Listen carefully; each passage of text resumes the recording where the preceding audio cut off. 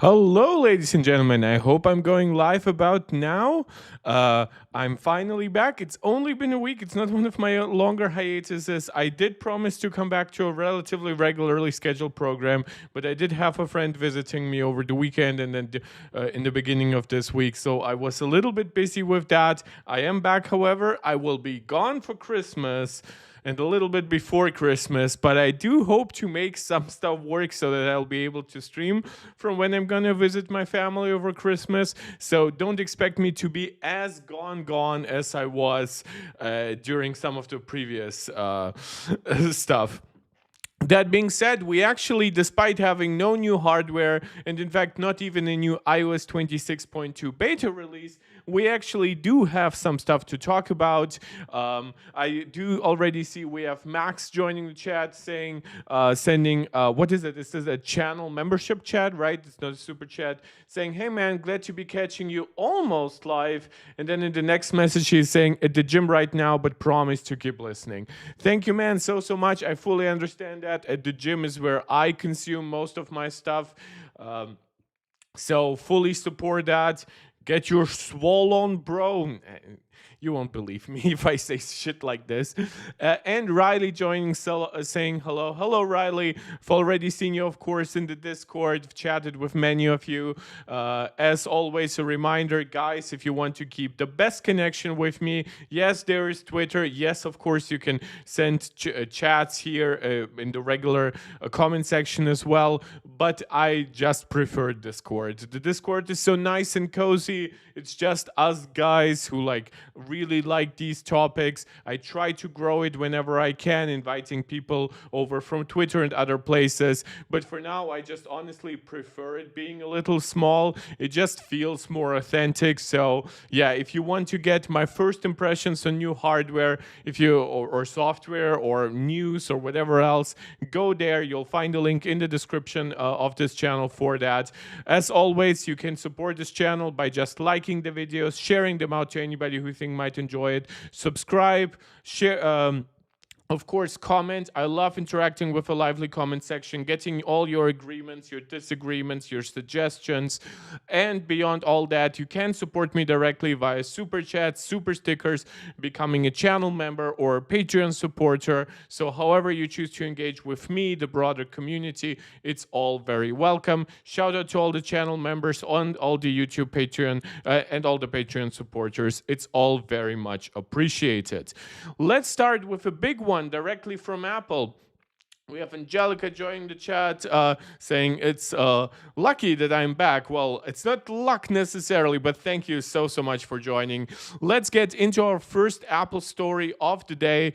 We're going to have some not so Apple-y stuff later on, but I think one that plays still nicely with obviously Apple-related content.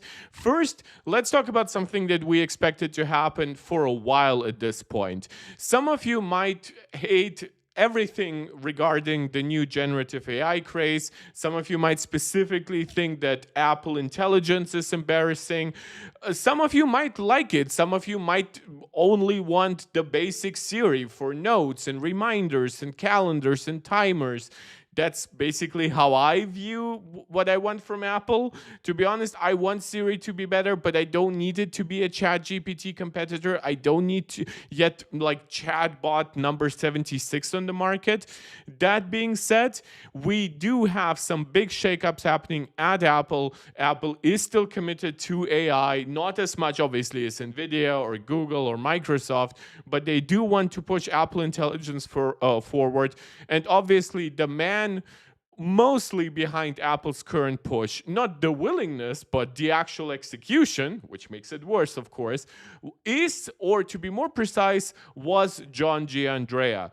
But now, in an official Apple newsroom release, Apple is announcing as of December 1st that John Giandrea is to retire from Apple, and Amar Subramanya, I apologize if I butchered that pronunciation, joins as Vice President of AI, reporting to Craig Federighi. So there's also a little bit of an internal restructuring happening around that position. So he's not exactly a replacement for Giandrea's position, even though he kind of is, right? That's why this is the subheading to this article. Apple today announced John Giandrea, Apple's Senior Vice President for Machine Learning and AI Strategy. So you see his title is a little bit different from what Amar is getting, is stepping down from his position and will serve as an advisor to the company before retiring in the spring of 2026. So whatever is happening, even if there is some animosity here, they're not projecting it extremely outwards. It seems like there's enough friendliness here for him to still stay on for a few months, probably help with the transition process, probably also give some time for Apple probably doesn't want to be seen here as the bad guy necessarily. They want to attract more talent. We're also going to talk a little bit more about Amar, who's joining Apple, and what that means, because we've had a lot of articles, and we're going to get to some stuff from Argument here about how Apple has kept losing and losing talent at their AI teams, but somehow them getting a pretty big fish to join is less news, or if some people make it seem as if it's confusing news, and I'm a little bit confused by that. So yeah, it's all what it is. Unfortunately, the market, the news market is very much saturated with a lot of garbage. Even good journalists, which I kind of can mostly consider Gurman to be, have to really stoop low to like satisfy those baser urges, that like kind of like hateful commentary, even though they don't exactly say those things, but they feed the fire. Obviously, I still hold out on my final opinion on Apple Intelligence. Apple Intelligence is now a bit over a year old. The next big push is in about 4 months or so. I think giving it 18 to maybe even 24 months is fair. It's not just a software update. It's not even like Liquid Glass, right? If Liquid Glass right now was in the state that Apple Intelligence is right now, I would be much more critical, because this is Apple's forte: design, operating systems, hardware, software optimization. AI is something brand new for them. I am fine with them shooting their load a little bit early, but then kind of going back and still trying to please us as the customer, maybe with some other tools at their disposal. So, Apple also announced that renowned AI researcher Amar Subramanya has joined Apple as Vice President of AI, reporting to Craig Federighi, who's, of course, the Vice President of all software development at Apple. Subramanya will be leading critical areas, including Apple Foundation models. So, to everyone who is, oh my God, Siri's being based on Gemini, Apple is giving up. But no, Apple is still working on their own foundation models. Apple always tries to rely sometimes on external suppliers early on. It's cheaper. It's if whatever they're trying out just implodes and becomes a failure, it's easy to just kind of write off the losses that way. That's one reason why Apple doesn't build their own hardware factories, and why they design their own stuff, why they even design a lot of their own components, but they let them be produced at Samsung and LG Display, at TSMC. They let it be assembled by Foxconn, right? Even though Apple is literally involved in the creation of many of the tools, especially when it comes to the more advanced, like metallurgic processes, when it comes to how much Apple has mastered aluminum, titanium, obviously. And yet Apple doesn't build their own factories. And the same thing will happen here. Right now, Apple might have to source a few LLMs from the likes of Google, even maybe Anthropic, ChatGPT, obviously. But over time, they will try to become less reliant on that. They're already obviously even building their own hardware to run those models with Apple's private cloud compute infrastructure. They're even thinking about lending out that private cloud compute infrastructure, because Apple Silicon might be so efficient that Apple could at least conceivably compete against like Azure or AWS servers built with NVIDIA hardware. All of that is, of course, a few years down the road if it happens, but just saying that Apple is not out of the AI game. And Apple is, in fact, right now only behind NVIDIA in terms of company valuation on the stock market. Google has actually caught up notably. Microsoft has lost a lot of ground, now being like over 10% behind, I believe, in terms of valuation behind Apple. So don't think this has been written out yet. I think the only company kind of guaranteed some success in the AI market is Google. I don't even think it's OpenAI. I think it's Google because Google has a unique combination of they have a lot of data, Google Search, YouTube, Google Maps, all that stuff. They have Android, another huge data source, but also a source of exposure, like bringing Android users Gemini and more advanced versions of Google Search that integrate AI. And on top of all of that, they have their big deal with Apple that still make them the default search engine. And they have a lot of money, unlike OpenAI. OpenAI has a lot of money to throw around, but it's not real profit. It's basically just investor money. But beyond that, Subramania will be responsible for Apple Foundation models, ML research, and AI safety and evaluation. The balance of Gian Andrea's organization will shift to Sebi Khan and Eddie Q to align closer with similar organizations.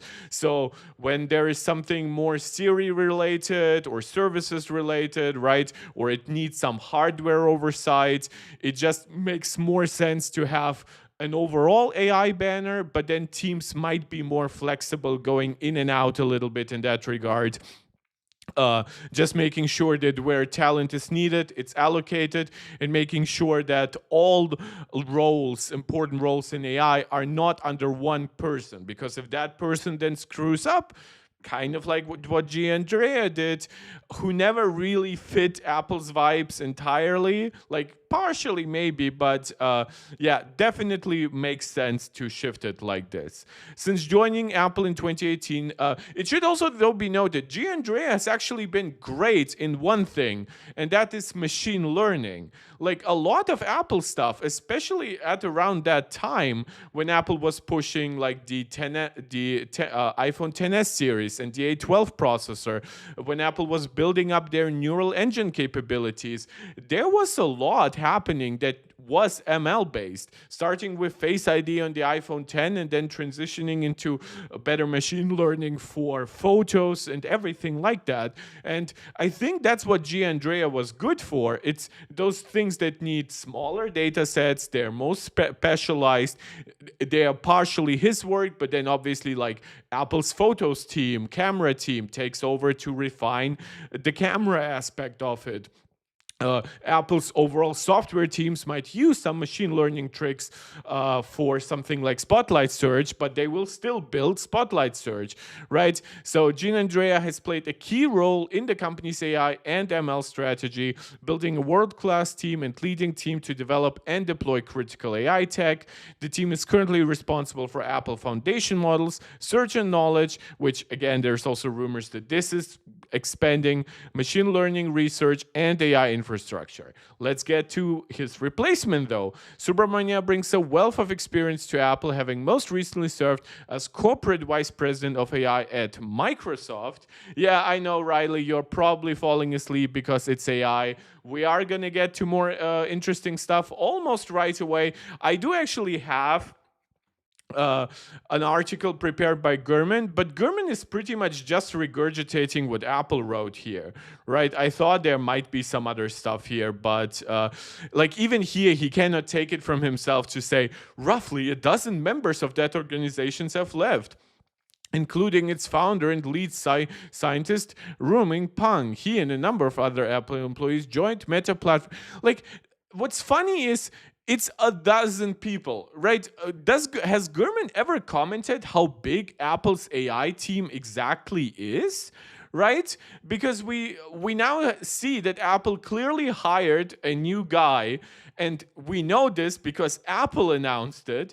How many times, I wonder, has it actually happened that Apple has lost employees, but then hired new ones, right? But Gurman does not report on those replacements or simply newer people. I assume Apple will actually lose some more people that might have been hired together with Gianandrea or Gianandrea's like recommendation. Not because they're actually bad, but maybe if they're more friends with John, there will be like, oh my God, maybe we can go like start a new company together, or oh, we were at Apple. Like, to be quite honest, I don't think it's very smart to leave before March or April. I think you kind of want new Siri on your resume and not leave in the middle of this. But I could still see Apple losing some talent without it meaning anything bad, right? But Gurman has focused so much on the people leaving. We have no idea how big Apple's team is, what the replacement rate overall is, right? Are those people just leaving? Are they almost immediately getting replaced? What is the pedigree of the talent replacing them?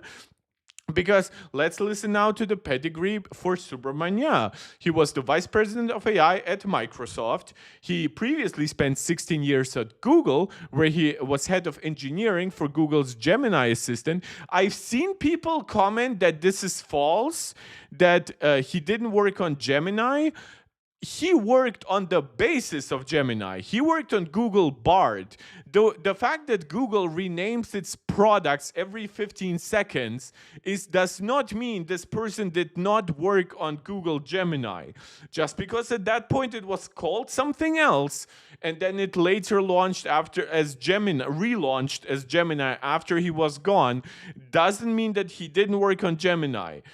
It's incredibly stupid how some people are attacking this, but whatever. His deep expertise in both AI and ML research, I like that Apple is still trying to divide those two topics, kind of. Like, to be more precise, AI and ML, like, all AI is ML, right? But generative AI is pretty distinct from the standard algorithmic ML approach that we have seen Apple use, in fact, more successfully than almost anyone else over the last couple of years. It was only the push to generative AI, to the current trend of more advanced LLMs, where Apple started to lose some ground. Just saying, especially when it comes to on-device ML stuff, like the way that Apple's neural engines work, the way that Apple has accelerators, even ML accelerators, even on the CPU. Now, these days, also on the GPU. Like, was a lot of stuff that Apple has been doing that really wasn't matched by anyone else. But then came generative AI. It started to look much less impressive next to AI that could talk basically like a person, that could generate images. I don't have a problem in admitting to that. One thing I don't understand is why people feel the need to force Apple into the same generative AI chatbot niche that everyone else is already in, right? I don't understand that. We don't require Apple to make a Google search competitor. We don't require Apple to make a Google YouTube competitor. Why do we now suddenly demand that if Apple doesn't build a chatbot, Apple is doomed? But whatever. His deep expertise in both AI and ML research and in integrating that research into products. I like that there's already a little bit of Apple ethos in this declaration, right? We do not just want ML researcher, which might be a little bit of a jab against Gianandrea, right? We want somebody who's actually an integrator. Because Apple builds final products. Apple does not, Apple these days does publish some ML research, but ultimately it all should go back into their own products. So into products and features will be important to Apple's ongoing innovation and future Apple Intelligence features. We are thankful for the role John played in building and advancing our AI work, helping Apple continue to innovate and enrich the life of our users. That's from Tim Cook. AI has long been central to Apple's strategy. that's a little bit iffy, like depending on how you define long. Also don't think that AI in the current state is central to Apple's strategy. It's definitely part of Apple's broader strategy, but you kind of have to say those things every time a company like reaffirms their love for AI.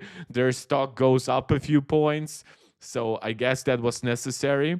We're pleased to welcome Amar to Craig's leadership team.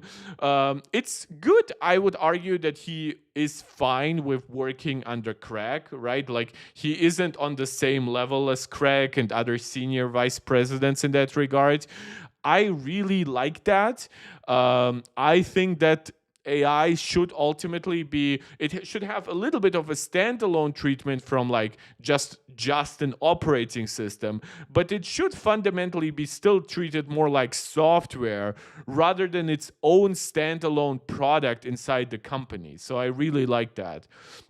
He'll bring his extraordinary AI expertise to Apple, in addition to growing his leadership team and AI's responsibilities with Amar's joining. Craig has been instrumental in driving our AI efforts. Pointing out that they already have talent. It should be noted that obviously Craig will only get a name for himself in the broader AI race if he launches better Siri next year, including we now have yet another confirmation by Tim Cook that Craig is currently overseeing our work to bring a more personalized Siri to users next year. So to the likes of Drew from Telosive Tech, if maybe you have been very worried that Apple has not yet reaffirmed it, there you go. There is more. These leadership moves will help Apple continue to push the boundaries of what's possible. With Gianandrea's contributions as a foundation, they should have written foundation model, Federici's expanded oversight. Yeah, that's true, because Subramania comes in now under Craig. Federici gets to oversee that work, which I'm sure also comes with more responsibilities for Craig, which I wouldn't be surprised if Apple is giving more money to Craig at this point, just for him to stay and just for him to keep overseeing now like all these operating systems, like even right now just managing the transition to liquid glass across all operating systems, all hardware platforms, all apps. That's not a small thing to ask for. And to now also work alongside new Siri, just expanded Apple Intelligence capabilities. Like we know, for example, Apple is working supposedly on a health-focused AI assistant that might launch next year. Whether it's going to be free or maybe part of Apple One or Apple Fitness Plus or a standalone service, we don't know. But there is a lot on Craig's plate these days.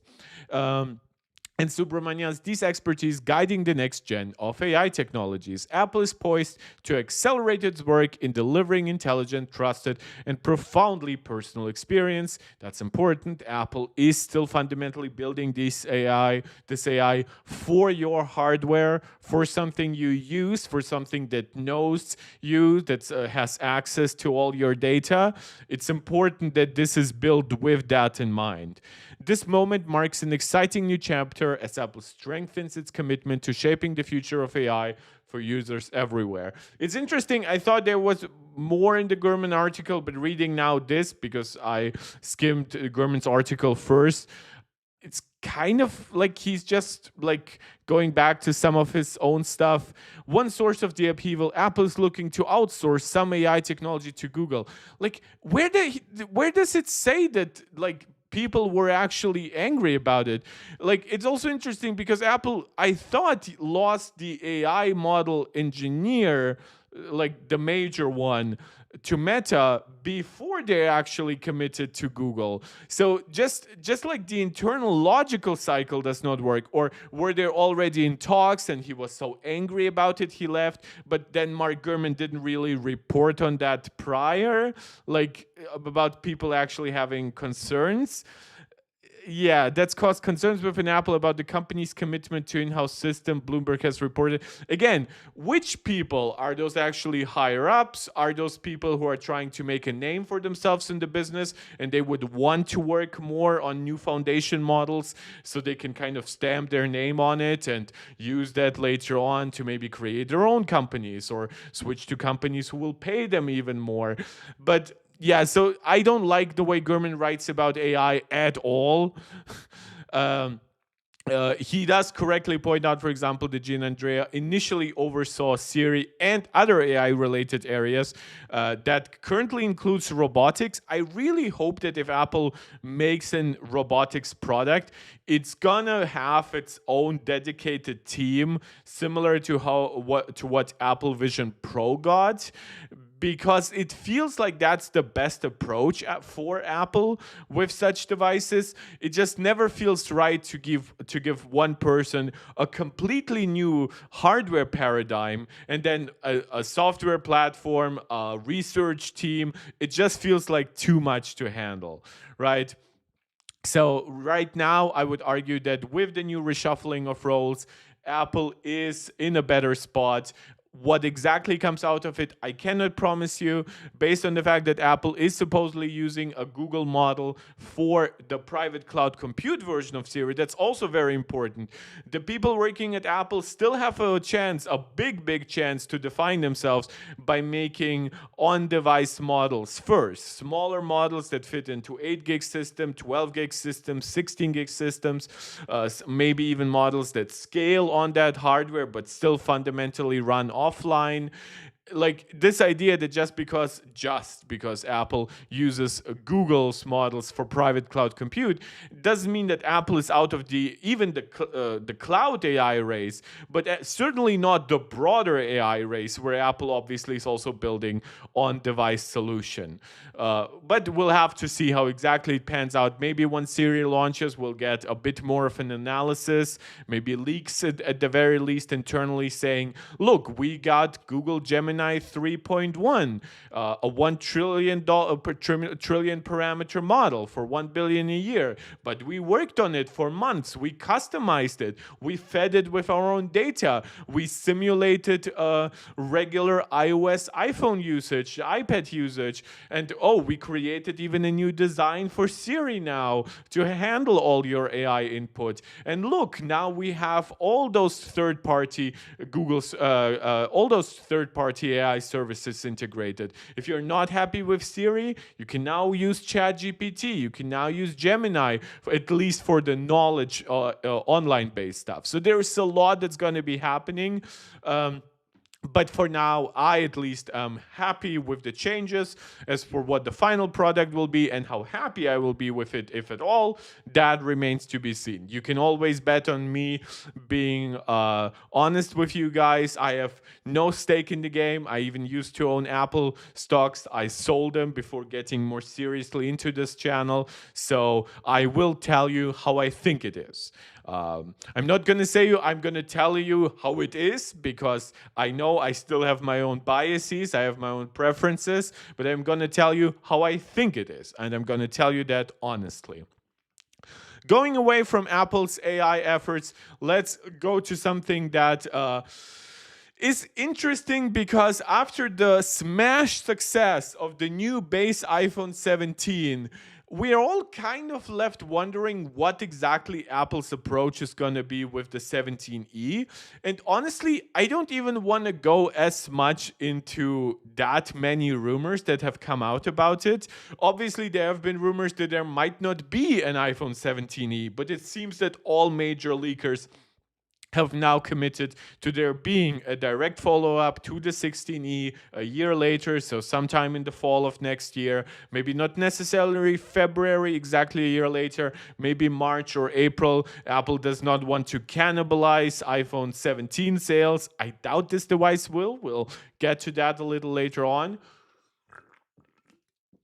I also doubt that they want to dedicate too much logistical stuff to it if they can sell instead a device that costs a third more at least, and it creates some other pricing concerns about storage configurations, because currently the base 16E makes no sense versus the regular 17. They're $200 apart, but the 16E starts with 128 gigabytes, so they're kind of only $100 separated from each other, at least when it comes to MSRP.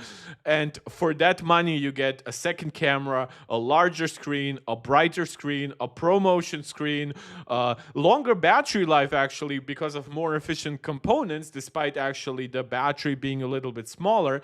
You get an ultra wideband chip, you get a MagSafe. You get so much more for those $100. Usually, I always say, look, some people have a limited budget. Maybe their money just cuts off at a certain point.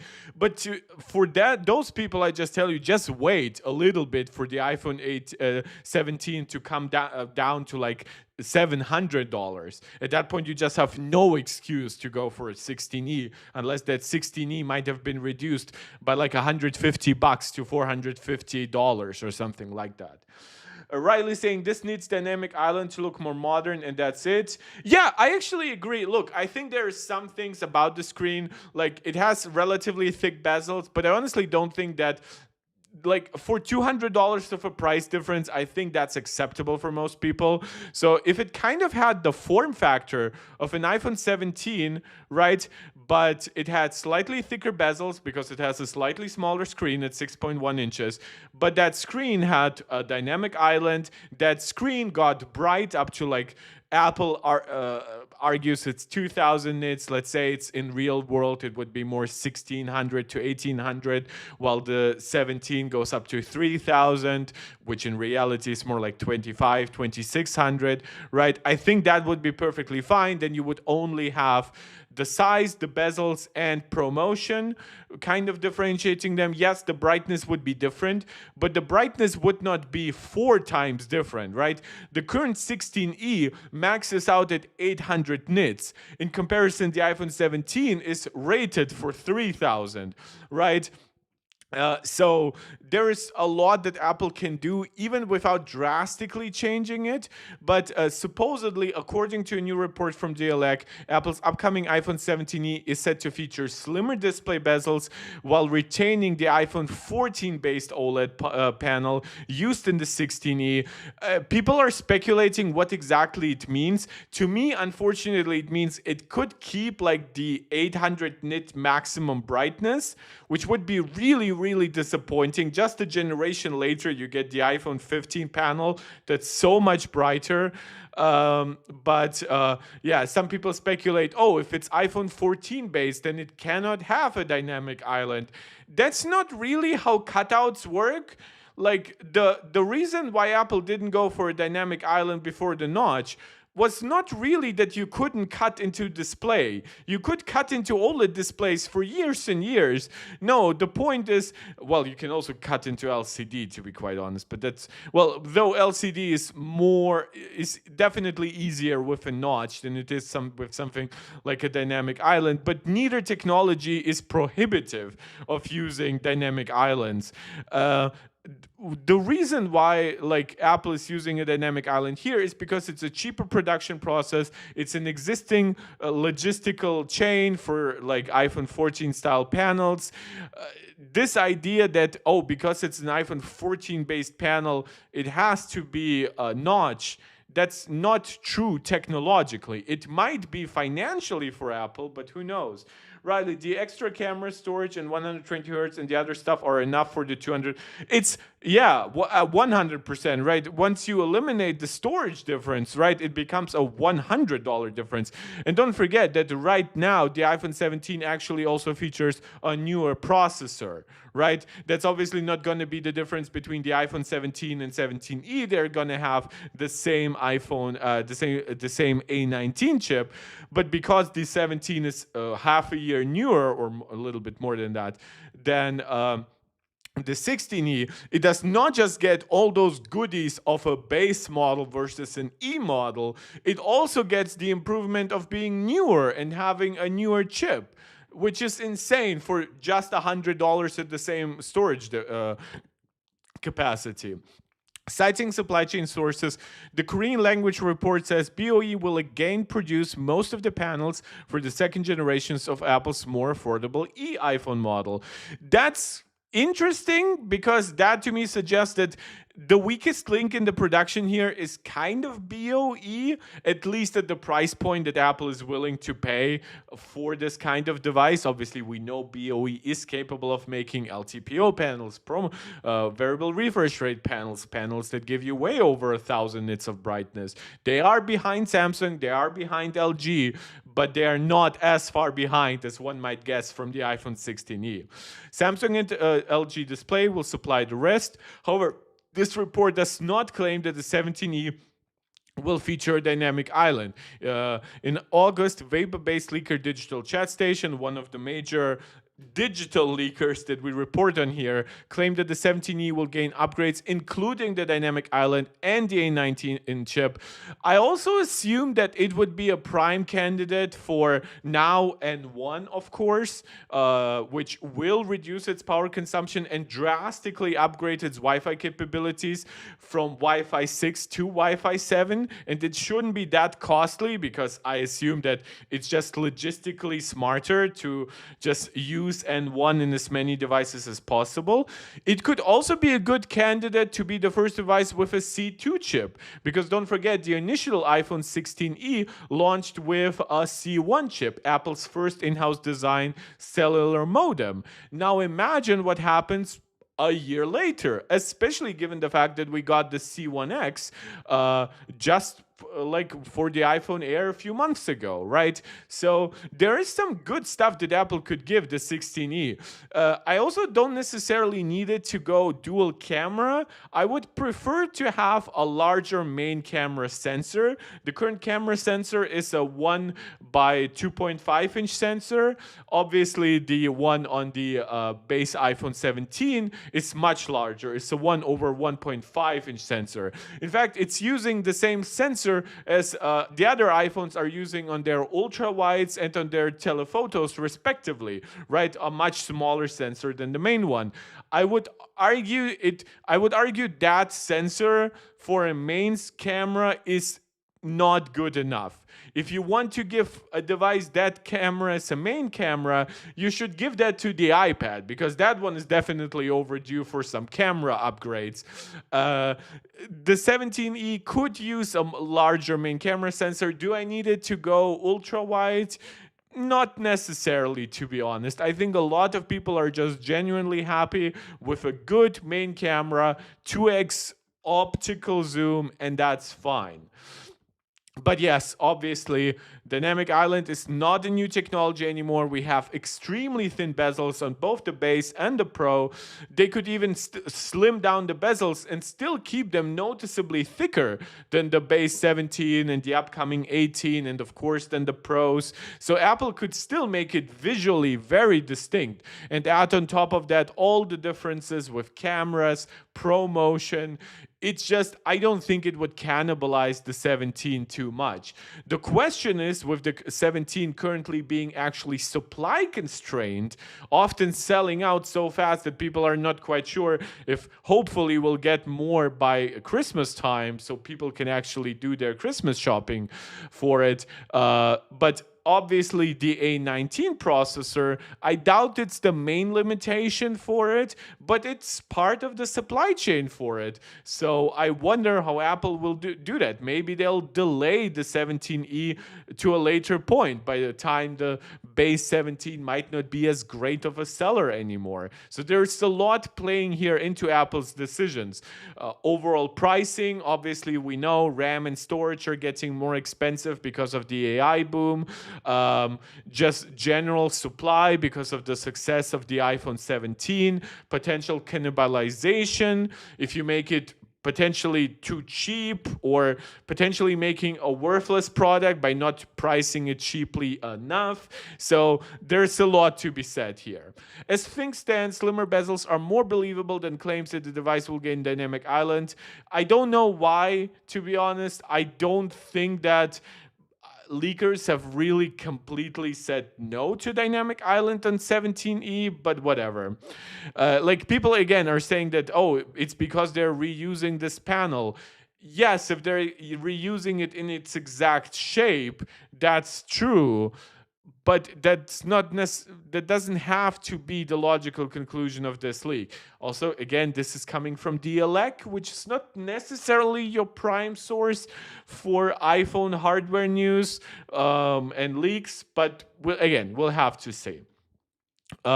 Today's report also backs claims that the 17E will retain a 6.1-inch OLED display with a 60 Hz refresh rate. Makes sense. So this will be still an LTPS panel, similar to what we've heard as what the iPad Mini will use by switching to OLED. LTPS can support the variable refresh rate that iPhone 17 models tout. That's correct. I mean, it kind of can be forced, but that's not really what the technology is built for. You can overclock it for higher refresh rates, but that impacts its efficiency, its longevity. If you wanted to make a faster LTPS panel, you would probably want to max it out at roughly 90 Hertz, not 120, but yeah, that's about it. And with Apple, there is no such approach. There is either like 60 hertz non-variable refresh rate panels or 120 hertz with variable refresh rate. That's what ProMotion means. It's neither just variable refresh rate nor just higher refresh rate. It's both of those things combined. I'm actually pretty excited for the 17E. I just want to see how committed Apple is to a cheaper product once they have now like really tasted blood with the 17. The 17 is incredibly successful. The Pros are doing very well too, but the base 17 is just really seemingly breaking records. It might help Apple actually overtake Samsung for overall annual sales. Like Apple usually wins in the last quarter of the year versus Samsung because that's closer to when their new products launch, right? September, versus Samsung launching the new Galaxy S series usually in like January, February. But still, right? Apple outselling Samsung. Apple does not have devices in the $400 price range. Apple's $600 product is way worse than anything else in that $600 price range, especially now that many devices have now gotten updates over the year. So I'm not buying the 17E, obviously, myself. I'm not really recommending it to anyone. I'm recommending people get the 17, or if they can get like for $200 less, base 16, I also recommend them that, right? I don't think $100 of a difference is in any way okay between the 17 and the 16 just from the base storage alone. But I'll be very interested to see how Apple treats the 17E. So we talked a bit about AI. We're gonna, and there's a warning to Riley, especially here. We're gonna talk a bit more about AI at the end of the video, and a bit more about chip talk about the end of the video. So I'm gonna disappoint you, but also make you very happy at the end. However, I would like to actually react to a new video that I did not know was actually out up until this morning. It came out yesterday. Samsung launched the Trifold, which is the stupidest name. I absolutely hate it because to me, it just suggests Samsung saw that people were calling it the Trifold, so they called it the Trifold. Just, I assume, for like search engine optimization or something like that. It's really silly, but I'm not gonna lose my shit over the name. We're gonna give the device a fair chance. We don't know yet the pricing. We know it's gonna start rolling out in the first quarter of next year in South Korea, eventually make its way to other places like the United States, and from there we're gonna see. I don't think they plan to make this first generation a really big seller. There are some things inside it that truly hold it back. But we're gonna get to that once we get to those points in the video. Thank you to Aaron from Mr. Who's the Boss for, well, thank you Samsung for giving Aaron from Mr. Who's the Boss a device to react to.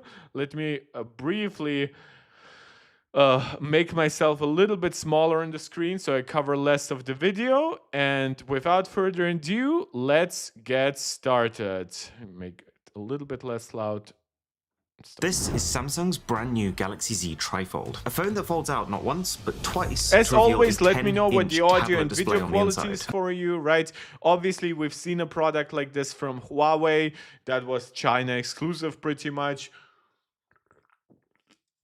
We also, in the past, on this channel, reacted to leaks of a product like this.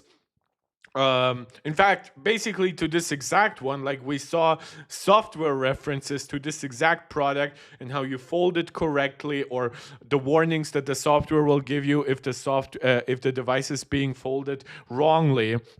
So yeah, it's interesting, definitely, that Samsung is kind of launching it without fanfare, like similar to like the Apple newsroom release to Andrea's retirement. Samsung just basically posted it on their website. No big event. I assume they kind of maybe planned it to announce with like their event like what, 2 months ago or something. By today's standards, Samsung did this with their very first Galaxy Fold too. Yeah, it's a little bit like the first iPhone box. I'm fine with first generation devices getting this treatment. I actually don't like what's in the box. If you are gonna create this premium experience, there are a few things that I would like to criticize here. Way of rewarding the early adopters. The first thing inside is this insert, which has... So this is not even a braided cable. This looks like a 6-foot long cable. This doesn't. Wait, what is this? Looks like a 3.3 foot long cable. Or I don't know. Is it potentially 6 feet or something? This does not look like an... What I'm trying to say, it's not a very long cable. It's not a very premium cable. Also, knowing Samsung's track record, it's probably not even a USB 3 cable, and it's just for charging, which, again, I am fine with on a regular product, but you're trying to create this premium feeling, and somehow you're launching a cable that feels inferior to what Apple is shipping in the box, and you know that what Apple is shipping in the box is very reluctantly being shipped. If Apple could help it, they would just ship you a box with the actual device. Yeah. 3 things. A SIM ejector. So the SIM ejector tool, that's something that I expect will not be in the iPhone Fold shipment. Unfortunately, it still was shipped to me with my iPhone 17 Pro Max because I live in Germany and had to get the iPhone with the smaller battery, but with places for a SIM card, even though I haven't used the SIM card in years and years. But thank you, Europe, for not being that tech advanced. Up here, a USB-C to C cable, and then a case, which, as you can tell, is pretty skimpy. It's not... Yeah, I don't mind actually the case. I think it's simplistic, minimalistic. It's probably Kevlar, but I don't like how it's packaged. I hate packaging that immediately breaks apart while in another package. I got that with like my PS Portal, where because it's the anniversary edition, it's that gray color, it's actually a little bit nicer packaged, but the packages inside the package are actually pretty flimsy and they easily break. Going to cover up a lot of the phone. But I think it's pretty well designed with this extra lip that acts a bit like the spine of a book, covering up the hinge when the phone is closed. Then there's the trifold itself, and interestingly underneath that, a 45... So look at the space here, right? Like, why is this so fucking thick underneath it? That's just for the premium like feeling, right? Also, really, Samsung, you're shipping a 45-watt brick with a premium product, and the brick this big is only 45 watts? Like, what? What are you doing? Like, Apple's 40 to 60 watt brick is way smaller now, and even then, Apple is not even like an actual like big pusher of this stuff. Like, look at this, guys. This is an Anker brick. It's 160 watts. It has Bluetooth if I want it. It has an outer screen. Its connector is foldable, which makes it more compact. And it has 3 USB-C ports, each of which is capable of charging it up to 140 watts, which means that even if I were to charge a 16-inch MacBook Pro with it, I would still have 2 ports left for let's say like 15-watt charging of an iPhone. and 5 watts charging of an Apple Watch or something like that. So through the night, all of those products would most definitely charge to their full capacity. That outer screen shows you charging speeds and stuff like that. I have not even used all functions yet. I haven't yet connected it with Bluetooth or anything like that. It gets pretty warm, but it's built for that, right? So I do prefer how cool well, that being said, I shouldn't be comparing temperatures because my Apple's 100-watt break, which I cannot show you because it's charging my laptop, that one is pretty hot right now, but it's charging my laptop, I assume, at almost full speed right now. But this one is pretty warm even while charging at 30 watts to definitely it gets warm at charging around 40-ish watts, which is where my M1 iPad Pro kind of maxes out. That being said, it's actually made for those temperatures, right? And I got the 3-year warranty.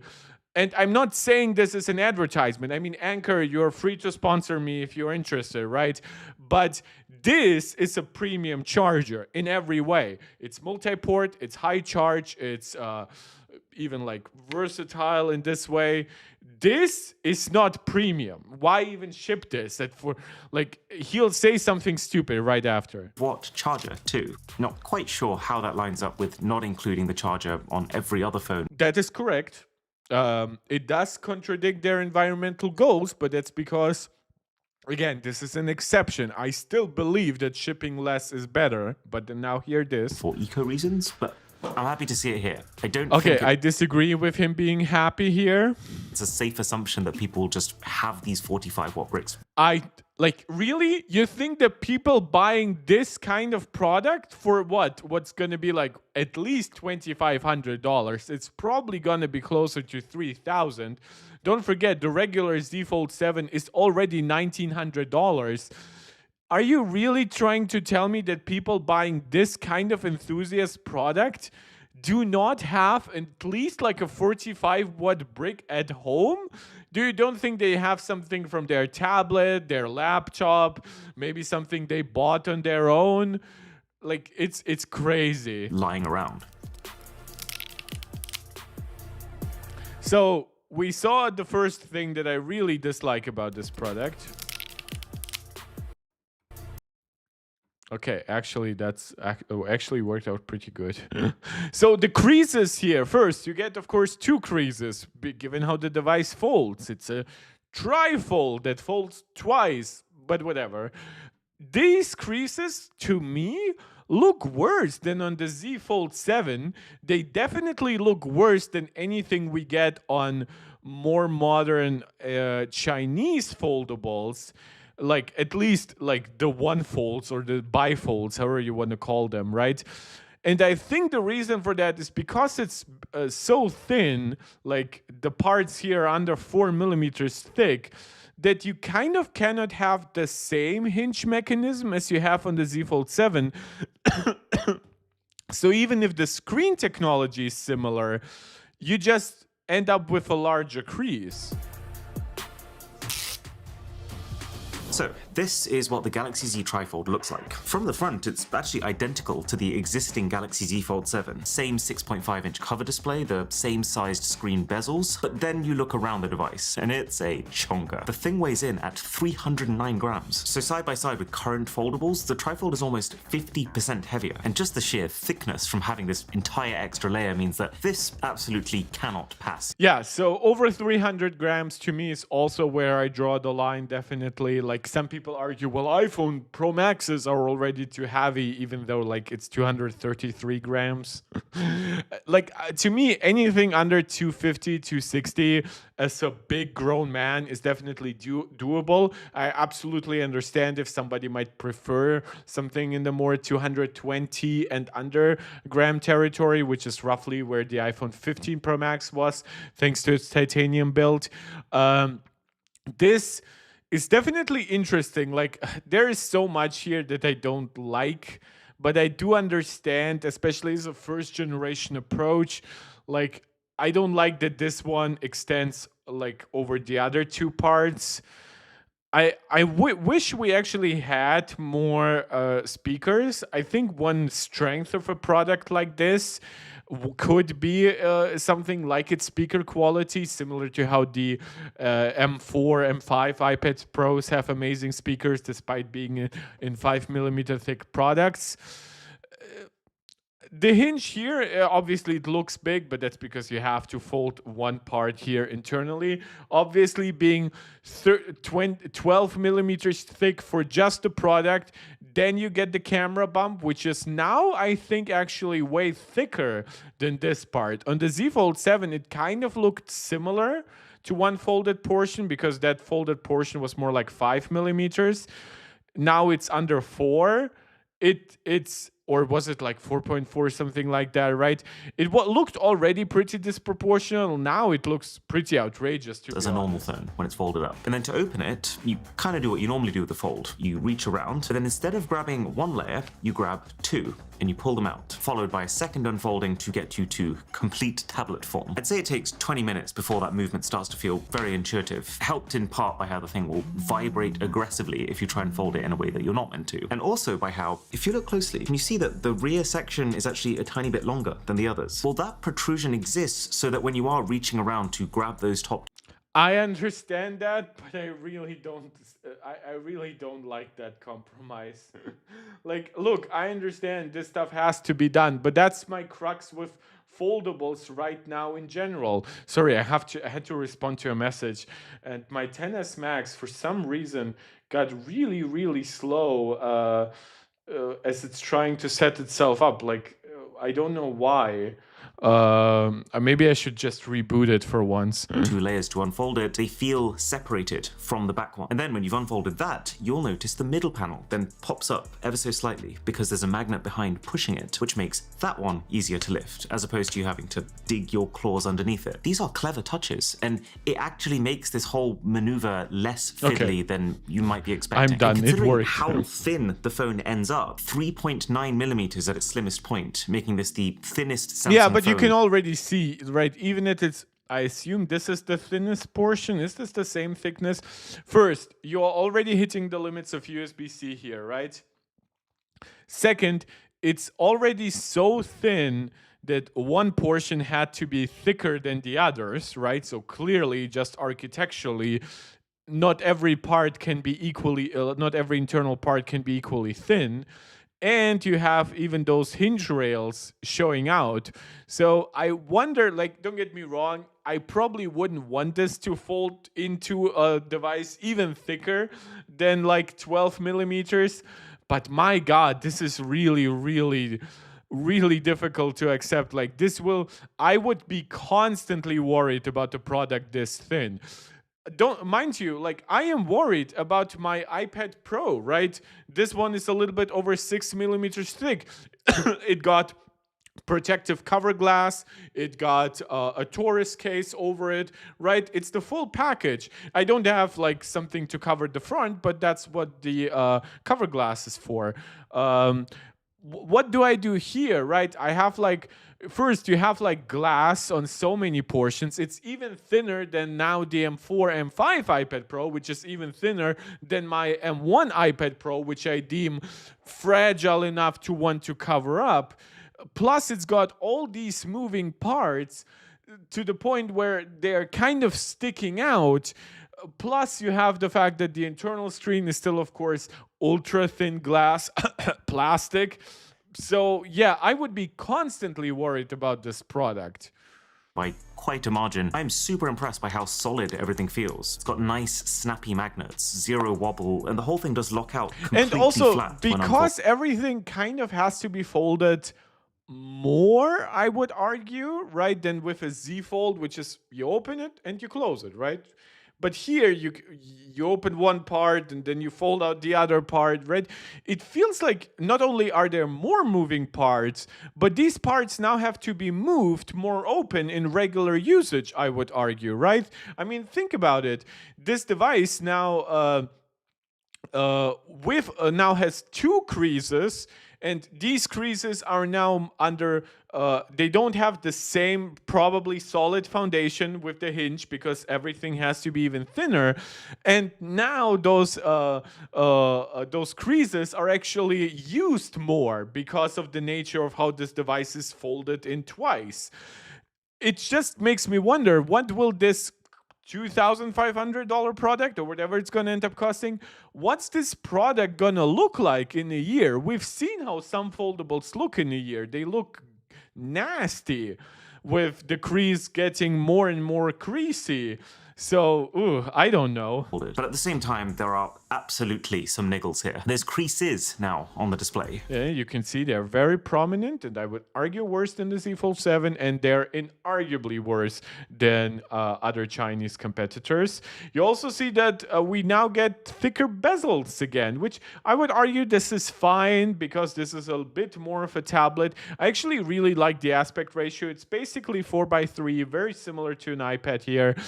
I really like that. I think it's pretty much, I think between 4:3 and 3:2 is kind of the best aspect ratio for tablets. I think between 16:10 and kind of 3:2 is the best aspect ratio for laptops. I think 16:9 to 16:10 is the best for like desktops.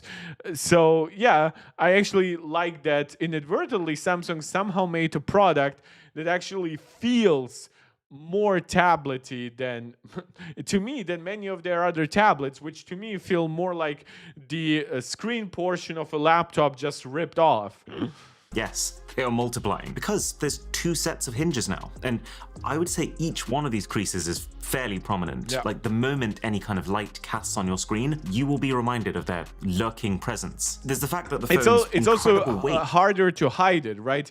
You cannot now find one perfect angle at which the crease becomes invisible almost to you, right? It's now like, now you have two creases to keep in mind.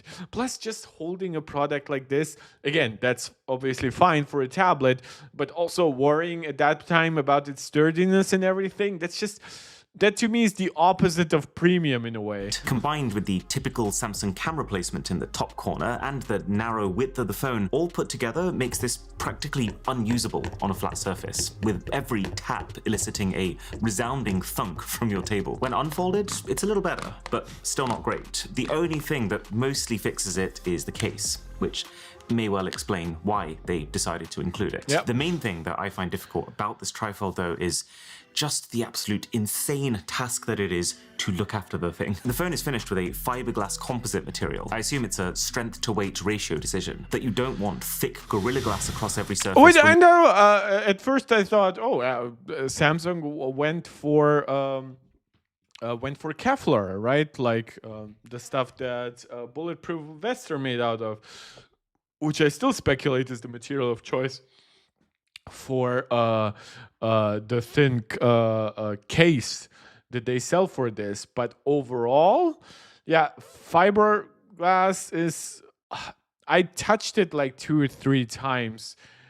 It's not really a nice material. Again, I cannot comment obviously at all how it feels here, but it does give some good design just from the glossiness and everything. But now it also forces you to take care of it better. You're trying to shave off every micrometer, but the issue is with its vinely type texture. Okay, it's yeah. a bit Yeah, sticky that's roughly how I and remember pretty it. shiny.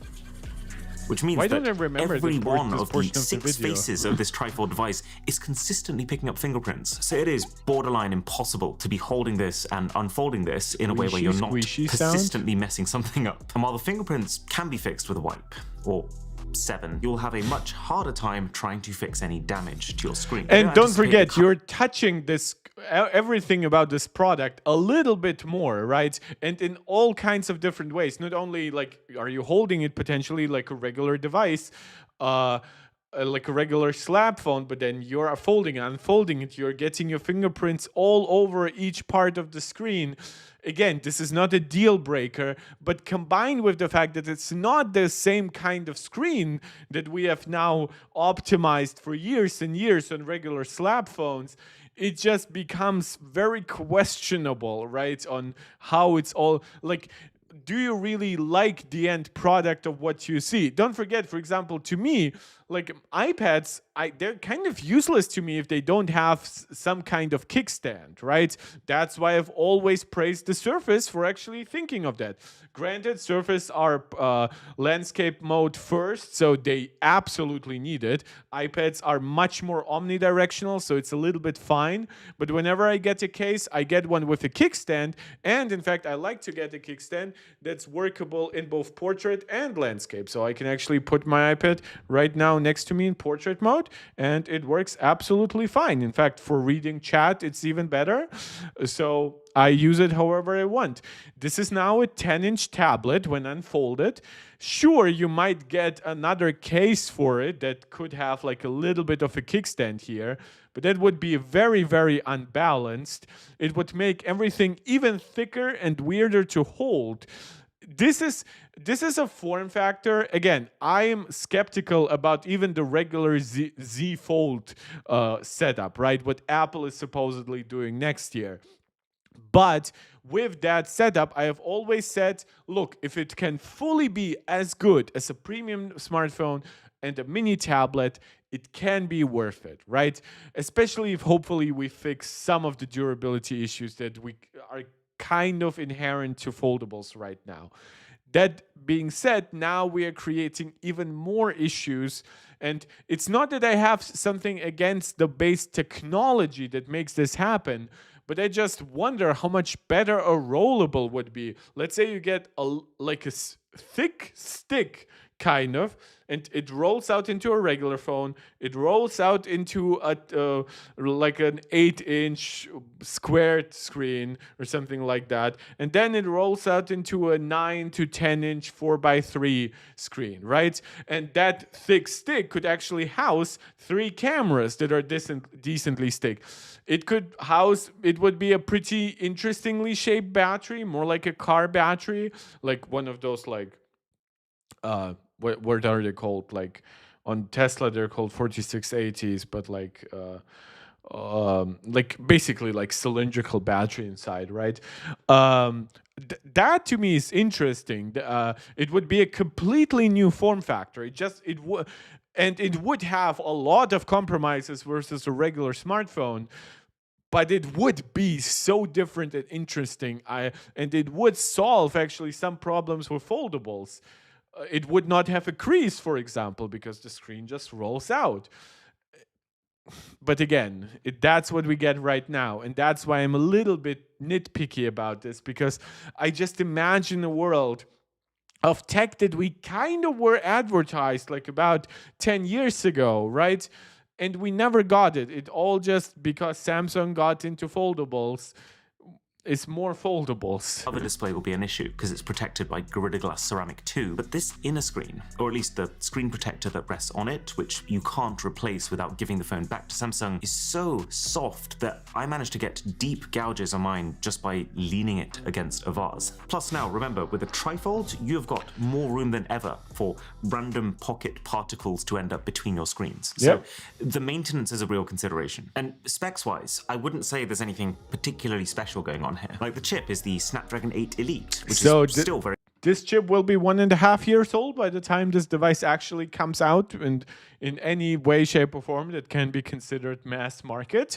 By that time, we'll actually have probably close to the... I assume this device might actually launch in Korea alongside the next Galaxy S series, which is going to use the 8 Elite Gen 5. very powerful. And of course, gaming on this inner display is a spectacular experience. I mean, no, it's still a touchscreen. Like I have really gotten over this idea that tablets are a great gaming experience, like at least like this. Don't get me wrong. Yes, obviously you can still connect like a controller to this.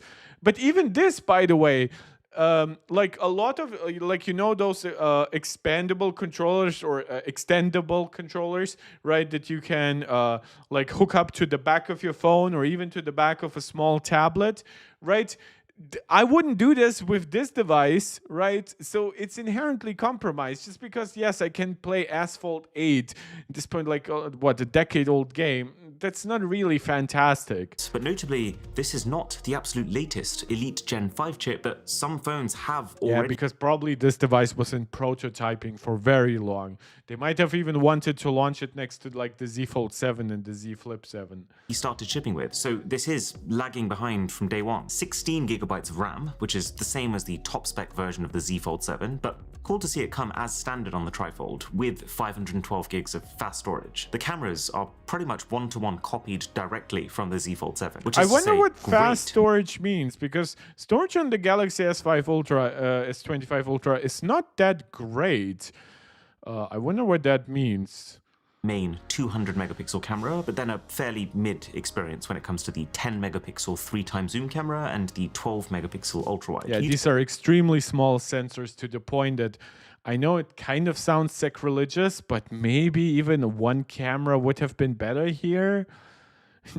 I don't know, just for the fact to make it like, just to use that external space for anything else. Like, even think about the chip cooling here, right? Like a big tablet, an aluminum tablet, even without like an advanced vapor chamber or anything, can use its whole body to cool its main processor. Now you're using fiberglass, which is not a great material for heat dissipation, and you have a device that is very much like bifurcated, trifurcated, divided into several portions, so the heat cannot actually be expended throughout the entire surface.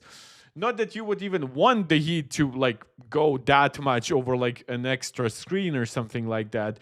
So it just like, it has so many disadvantages versus the regular setup of a tablet. It's just, I don't know. You have the extra foldable benefits of being able to let whoever you're capturing see themselves, and then being able to see yourself while shooting selfies with your main... Yeah, but look how much worse this now feels than versus the regular Z Fold 7. Now you have to remember to fold that back, or even worse, like use that on with a 10-inch device. cameras. And you can also see your recent shots while you capture new ones. But as far as I can find, there is no distinct camera. Would there be any difference why multitasking-wise that wouldn't work on a Z Fold 7, really? Benefit from this being a trifold versus the normal bifolds. Tell you what does put a smile on my face, the battery has had some love. Compared to the 4,400 mAh capacity on the Z Fold 7, this trifold gets 5,000. Yeah, this is ridiculous, by the way, praising this. This folds out into a 10-inch tablet. Under 6,000 milliampere hours? Are you kidding me? Like, and it has to be compared to something like an iPad Pro, which, like, what if 5,000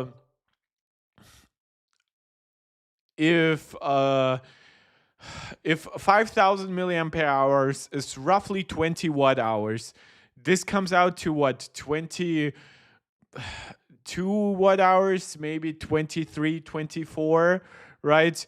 That's 10 watt hours less than even the small iPad Pro, right? Which has more efficient components, by the way, and does not have creases on its screen. And that screen is actually 11 inches, and it has a way faster processor, and it costs less than half the price, right? It's just... 600, it's just which, not right, because the man. thing's so thin, has had to be... And again, this does not have an S Pen or anything like that, so you could even actually go really bonkers with your premium tablet with a tandem OLED, variable refresh rate screen, a screen that gives you 1600 nits of HDR brightness, 1000 nits of SDR brightness. You could set this device up with an Apple Pencil Pro, even with a Magic Keyboard, which I don't always recommend to everyone, right? But you would still be way under the price of this, most likely. Achieved with 3 separate batteries, one per slice, and it charges faster than other foldables with 45 watt wire. I'm pretty sure most Chinese foldables charge faster than that. Wait, which foldables are you referring to? Are you referring to only Samsung's foldables? Charging, which is the same as Samsung's top-end S25 Ultra, and then 15 watt wireless charging, while retaining... Which, again, is also now slower than several generations of iPhone, right? The 16, 17 series all feature 25-watt charging, The same IP48 water and dust resistance, which is now way worse than any, of course, modern smartphone. And now the problem is how you measure it. The Pixel Z Fold 9, the Pixel Pro 9 Fold, blah, blah, blah, whatever it's called, it does claim to have an IP68 rating, but that does not refer to its hinge. It refers to things like the speaker and the USB-C port. So I don't know how this compares. I just know that both of those devices are worse than a regular slap phone. as the Galaxy Z Fold 7, which is good as far as foldables go, but just less than what you would get on a bar phone. So really, what this all comes down to, the only reason that I think this is still overall a really compelling phone is the 10-inch 16:11 aspect ratio display that you get on the inside. And what Samsung have in Yeah, like just for reference, of course, just purely mathematically, 4:3 is 16:12. So this is taller than a 16:10 inch screen. This is probably the aspect ratio, honestly, that my MacBook Pro has, right? Because it has a 16:10 inch screen, and then it gets a little bit taller to accommodate the menu bar and the notch. So this is probably very similar to that. enabled you to do with it. And I'd split this into three categories. First is the pretty obvious quantity of information. The moment that you start opening full screen apps on this, it is very immediately clear. But you can also see that it feels very like lopsided, right? Like just holding it in the corner. That's not how I hold a foldable. That's not how I hold a tablet, really. I kind of more rest it against my palm. But because you unfold it, your first natural thing is to just grab it almost like it's a real phone, right? Like you would. He's basically doing this, but on this portion, right? But obviously he cannot cover as much because his other finger doesn't reach around. Yeah, it's a very compromised experience. Clear that this is not just a stretched version of the typical foldable experience. The apps actually just work better. Like with the Files app, you can now go into a folder and then into a subfolder while still keeping. Why does this is not able to keep this like fully visible? But okay, I mean, I guess the Files menu is a little bit.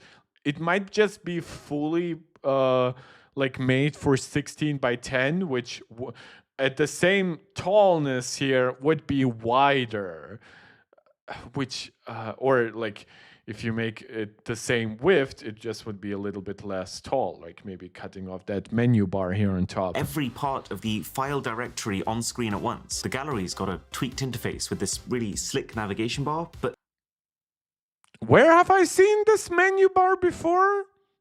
Guys, can anyone remind me where I've seen this? Please tell me this does not expand into a top view tab bar as well, because this looks very, very familiar. still while giving you tons Yeah, this is an Apple design. of extra room to see your photos. Actually, a pretty cool comparison is Samsung Health. Have a look at just how much more content fits on the screen of the Yeah, but then again, I would also argue, like, how much are you actually in need of seeing all of those things simultaneously? Like, don't get me wrong, there's some value in it. Obviously, I have a 13-inch tablet. I know the value of a larger screen, but versus like the Z Fold 7, honestly, it feels like, given the compromises, again, look, the bezels are actually thicker here, right? The creases are more pronounced. And you pay so much more for it. Trifold versus the Z Fold 7, and therefore how much less scrolling you have to do. Same for YouTube. Can you see how it's not just bigger, but it's Yeah, that's completely the main reformatted one. so that you That's can the main one, especially for widescreen stuff.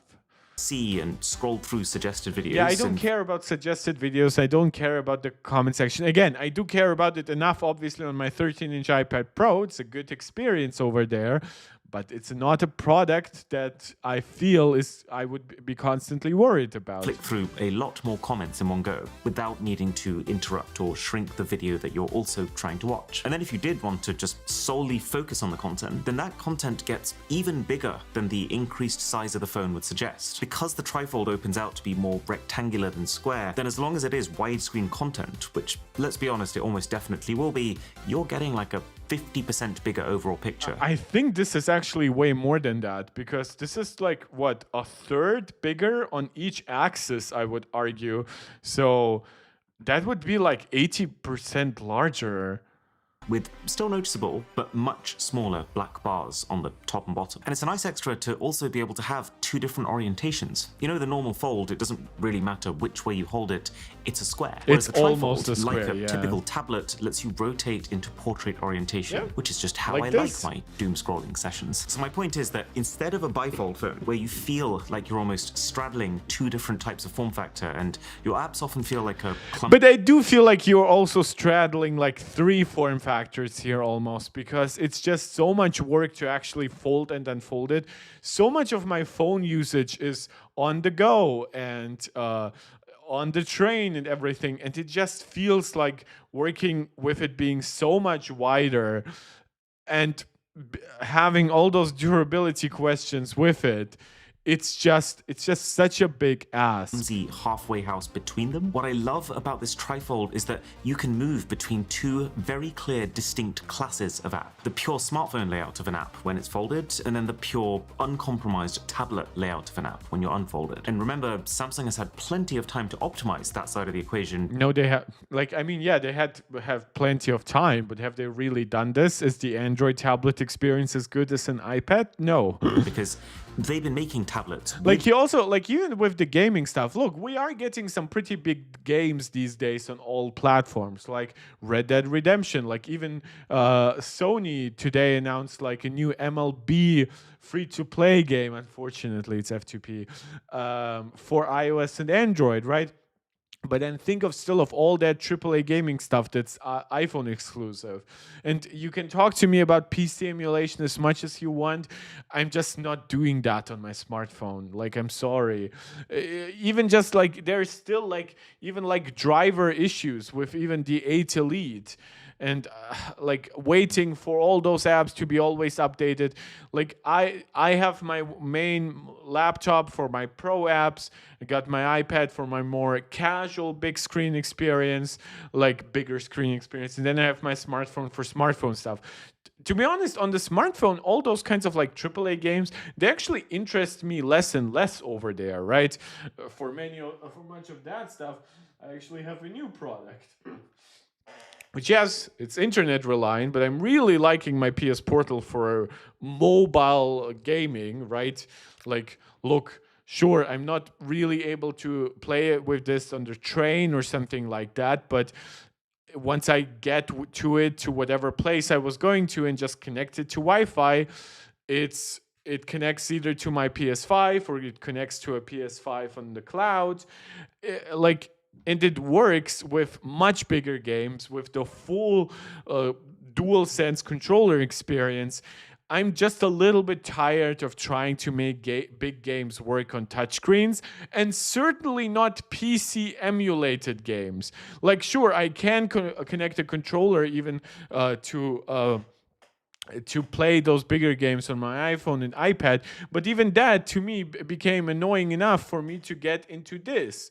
So, yeah, I will definitely not be looking into like big gamings on a Trifold. 10-inch displays, very similar to this one for over a decade. The second notable feature then of this extra large display is that the Trifold is the first time on a phone where you can not just use Samsung DeX, but it kind of is Samsung DeX. So Samsung phones have had DeX for ages. You flick down, you select the option for DeX, you choose a monitor to connect your phone up to. You can even wirelessly connect to a monitor these days. And that will basically cast this desktop style interface to use on that monitor, with your phone acting as the computer and then a mouse and keyboard as your way to interface with it. But now the phone is big enough that it can also just be the monitor. So flick down from the control panel, click DeX here, and you're just in it. It won't look immediately different, but it is a very different way to use Android. For example, when you open apps in Dex mode, now they will default to this windowed view where you can move them around by dragging the tops and resize them by dragging the corners. It also means that you can have multiple permanent desktops. So let's say I'm playing a game here, but I'm done for a minute. I can keep that game in memory while I temporarily flick over to the football match I'm catching up on. And I have to say, and I don't even use that multitasking view that much on iPad. And again, I have a 13-inch iPad, so it's obviously much easier to use it. I kind of like it now more than Samsung DeX. I know this is probably even more versatile in some ways, but quite honestly, I don't care. Like, I'm just happy to have my flick to split screen a motion back on iOS 26.2, iPadOS 26.2. This, to me, on a 10-inch device is already pretty laughable. Like on when I think about using it potentially on like an 8-inch iPad mini, it's just, I'm just, what? So look, I'm glad they gave it to this product because, again, I do not think this product will cost any less than $2,500. But I'm just like, even here, like, and then having to manage it, right? Like, what happens if I fold this up? What happens with all those screens that I was just using? Like all those desktops, kind of. To download from the Play Store on my second desktop. It's still not quite like using a laptop, in that generally any of the more intense applications will pause when you're not actively. I still actually prefer split screen. Like, split screen is off in full screen mode. But you know it, right? I use it on my Mac all the time. I think it's honestly one of the better multitasking overview systems created in recent years. I still don't use it on my iPad, really, because I just don't think the iPad is a product that's meant for more than two apps side by side. Using them or playing them. But for the purposes of office type work, it's pretty close, especially when you connect up to a mouse. So was this him pressing it against a vase? Because this would be exactly a situation where I would want a kickstand on my tablet for that kind of use case. And a keyboard, and use the fancy kickstand case to prop the whole thing up. Oh, wait, that had a kickstand? Oh, that looks flimsy as fuck. Wait, why did he not say... Wait, is that an extra case that's separate from the one that's included? Are you kidding me? Wait, what? It's pretty well designed, with this extra lip that acts a bit like the spine of a book, covering up. Yeah, there's no kickstand here. Wait, the kickstand case is separate? They ship you a case, which if you want a better experience, they expect you to just get rid of it? How fucking wasteful is that? At least with a cable, you can argue, even if it's a short cable or if it's not USB 3 cable, it kind of never hurts to have an extra cable lying around. You can make the same argument for a charger. I would argue there is a point with chargers where, because chargers last longer than cables, because they last longer than individual hardware products usually, there is a bit more of an argument to be made that you can have charger overkill. But case overkill is really easy to achieve. So Samsung shipped a case with it, but then made also a kickstand case that is clearly better, that probably cost them $1 more in production, but you have to get it separate to the point that he calls it fancy?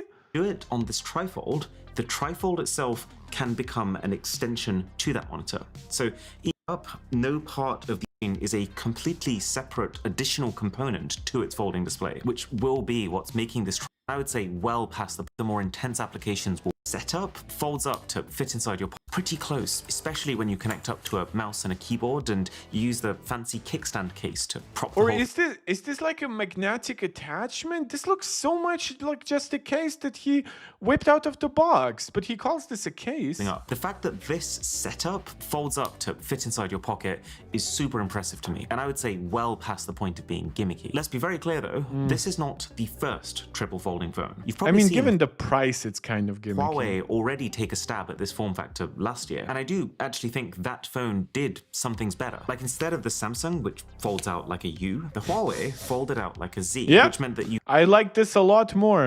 Plus, that front screen was so much better. could use one part of the screen, you could use two parts of the screen, or you could use all three. Yeah. Whereas the But it probably is a nightmare for durability, because now you have one part of that plastic screen always exposed. So it's really a trade-off in that regard. Samsung is a little bit more rigid. It only lets you go between the one cover screen and then the completely unfolded inner screen. And also, Huawei managed to achieve all three of these form factors with just one folding display. I also think the battery was bigger in this device. Whereas Samsung's cover screen is a completely separate additional component to its folding. Which is a nightmare, by the way, for internal components, because now you have that inner screen that is a certain amount of thickness that needs a certain amount of cooling, right? You have that outer screen, which means on the middle portion, you kind of have almost no space to fit anything really in between them. And it becomes really like a complicated setup. Like they clearly have some battery there if they have a battery in all three portions, but there is a reason why this device is like not fully symmetrical in all parts. Which will be what's making this trifold the heavier of the two phones. I brought this up with Samsung. I said, why did you make yours like this, even though it's less space efficient? And they said it's so that when the phone is folded up, no part of the soft inner display is being exposed to the elements, which I suppose, seeing just how soft that inner display is, feels somewhat justified. There is a reason why Steve ran to Corning and asked for a glass screen, and the rest is history. There is a certain amount of quality like that you kind of have to chase, even if the hardware for it technically, like at least in your eyes, might not exist, right? Maybe somebody else has it, right? And there is just this tendency to just say, oh, it's foldables, they're limited in this way, they have creases, that screen is easily scratchable. And I understand having some of those compromises, right? But when you look, for example, at the initial Z Fold, right, before like that relaunch, and I wonder whatever could get a company to say this is a minimally viable product. Let's not even forget the fact. Let's forget the fact that it just broke on consumers, right? It just was a bad product. But just like when you look at it from the asymmetrical notch to the super thick bezels, to the durability issues that don't even just come from the bad hinge, but just from the scratching, like it just makes you wonder, like, why would you ever launch this except for the wish to be first on the market, right? And while this isn't quite as compromised, I'm not saying that, I'm definitely not claiming it's as broken as the original Z Fold. It does feel like it's adhering to the same ethos of trying to be first, even though technically Huawei was first. Then Dex has one final trick up its sleeve. So just like with other phones, you can also still use it to connect up to a monitor. It's just that when you do it on this trifold, the trifold itself can become an extension to that monitor. Yeah, so like iPads even if you can just with have your phone Macs. and your laptop, you can have a dual monitor display on the go, which you have been able to do before on Samsung tablets. I just think it's sick that you can now do it with a phone that will almost definitely be with you. That said, I probably Yeah, I mean, the phone is more likely to be with you. But again, you listed already all the compromises. And even then, like 5,600 milliamp hour, yeah, probably if you're setting it up like this, you're also charging it. But my God, this is a very weird setup, because especially if you're propping it up like this with a kickstand, you're not really fitting a USB-C port underneath. So you're probably looking for a stand for the device. It's just like, I've never heard a friend of mine, but don't get me wrong, most of my friends actually use Samsung phones. Or like one of my best friends has a Google Pixel device just for the price reasons, right? And that's fine. And I still give them tech recommendations where I can. And most of them have gotten iPads over the years. But to me, it's just like when I think about the complexity, I'm not surprised why nobody who I know who uses like a Samsung phone has ever used DeX with like an external monitor or anything. We won't be doing a whole lot of dexing, just because the way this phone handles multitasking, even without it, is really intuitive. So let's say we load up the Netflix app on this side, this and is then gonna that be becomes the a Exploring Surfshark from ad. South I Korea hate to this. the layout, flicking Basically, it supports dual apps, 3 apps, whatever. between the more uniform, expecting a quick update from. But my favorite part of this is how you can then save any of these 3 apps as a trio, meaning you can launch them as a trio by tapping this one icon, and how that icon shows you not just which apps they are, but also in what layout they're I going hate the fact that he used this for an ad spot. It's so scummy. to open it. So if your trio is set to open the apps each in the portrait view, then Like at least the sponsored message is not over yet, right? You see how scummy that fucking is? Because now you cannot really skip it without skipping the multitasking portion. But guess what? We've already seen Samsung DeX on Samsung tablets. We can skip this. you can get Surfshark Z Fold 7, which will matter occasionally, but the Yeah, so this screen seems like it's older in some way. It doesn't get the full brightness. It has thicker bezels. There are some compromises here. that I could find with this supersized display is brightness. The Trifold Dinner display has a peak of 1600 nits, which compares Which again is not really the maximum all-screen brightness. YouTubers always mention those stupid numbers that are either HDR numbers or they're partial screen numbers, and like it's to 2600. like this on the screen does not get up to 2600 nits of outdoor brightness. Like it might get for a small moment or something like that, but it's simply not rated for all screen 2600 nits brightness. I'm sorry. Default 7, And he which should will know matter this. occasionally, but the day-to-day difference won't be nearly as much as that number makes it sound. So honestly, I don't think the Trifold is this experimental, quirky phone option. I actually think that this phone has immediately become the definitive Samsung foldable. You will have to handle it with care, and you'll definitely have to pay for the privilege. Yeah, okay. And now I'm not surprised why he got such early access to this. He is very, very friendly to this product, which I get, but without even knowing the price, given it's not coming out right now, given it's 1 year, like now outdated processor, given the fact that he isn't even giving us like real world results, like again, this is like an unboxing, but he clearly had some time with this. What's the rough battery life we should expect from a 5600 milliampere hour battery on a product like this? What's the heat buildup, given that we know that Samsung Folds are notorious for like having to dim the screen and stuff like that to not overheat? What is that actual experience? Which again, I'm fine, this is not a review, but it does seem like calling it the definitive Samsung Foldable before a review feels strange. Which I don't have the final dollar price yet, but the Korean price converts to around $2,400. Yeah, so that's why I'm speculating it's going to be 2,500.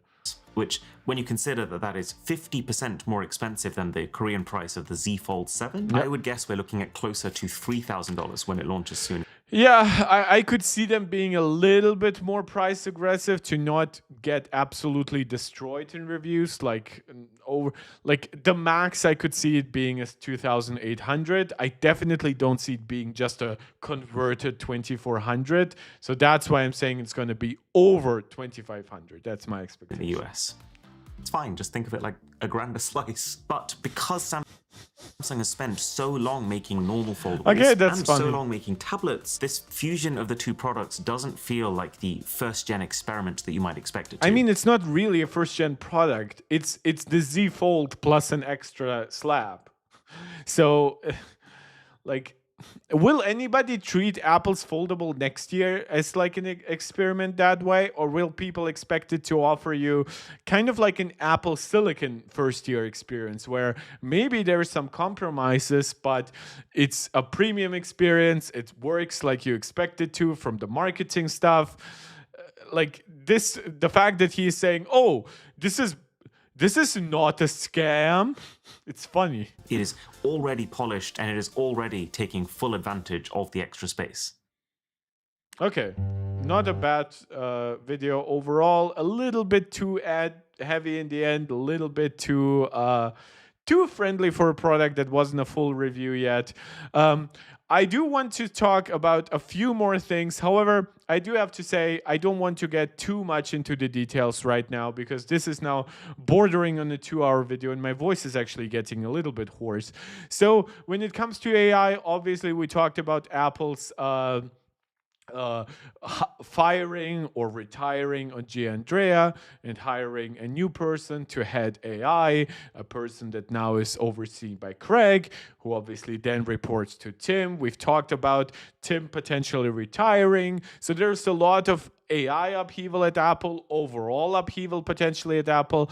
But obviously, AI is just a part of Apple. Tim Cook is just one small portion. Like, look, it's not a small portion of Apple's history, obviously, overall.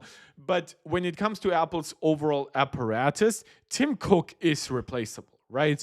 Like, I know some people want him replaced because according to them, he's doing a bad job. But to me, he is just replaceable because I know Apple has plenty of talented people underneath and plenty of talented people, especially one with John Turnus, who's being groomed to replace him. When it comes to some of the current AI companies, and most particularly OpenAI, that company is only defined by its AI, by its one flagship ChatGPT. At this point, it's 5.1, divided into a regular and a pro model, right? Divided into a regular model and a thinking stuff shit, right? So ChatGPT is OpenAI's lifeblood. And ChatGPT 5.1 came with a whimper. Yes, they are improving ChatGPT adjacent stuff, right? Like their Sora video generator.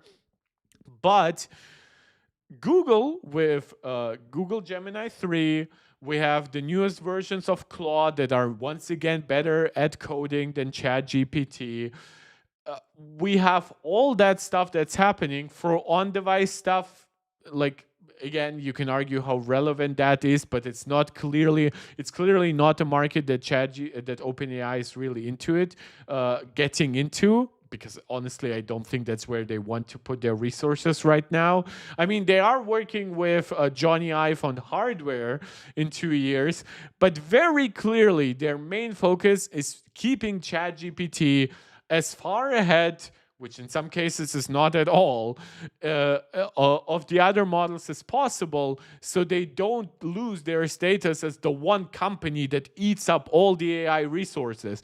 There is a rumor right now that they are one of the most major drivers of the current spike in RAM pricing, because apparently Sam Altman, who is, in my opinion, replaceable at OpenAI, but he kind of touts himself to be irreplaceable, similar to Elon Musk at Tesla.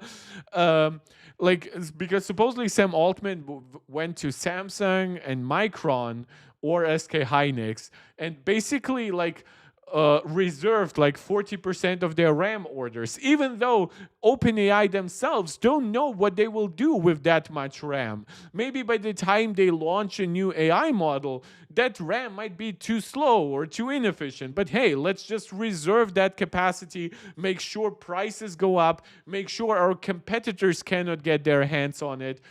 But all of those things, those really scummy things that OpenAI is doing, that like circular money deal that they have with NVIDIA and Microsoft about like Azure servers and NVIDIA hardware, right? None of that is really helping keeping their biggest problem at bay, and that is Google. As I said, Google Gemini 3 is fairly competitive with ChatGPT 5.1.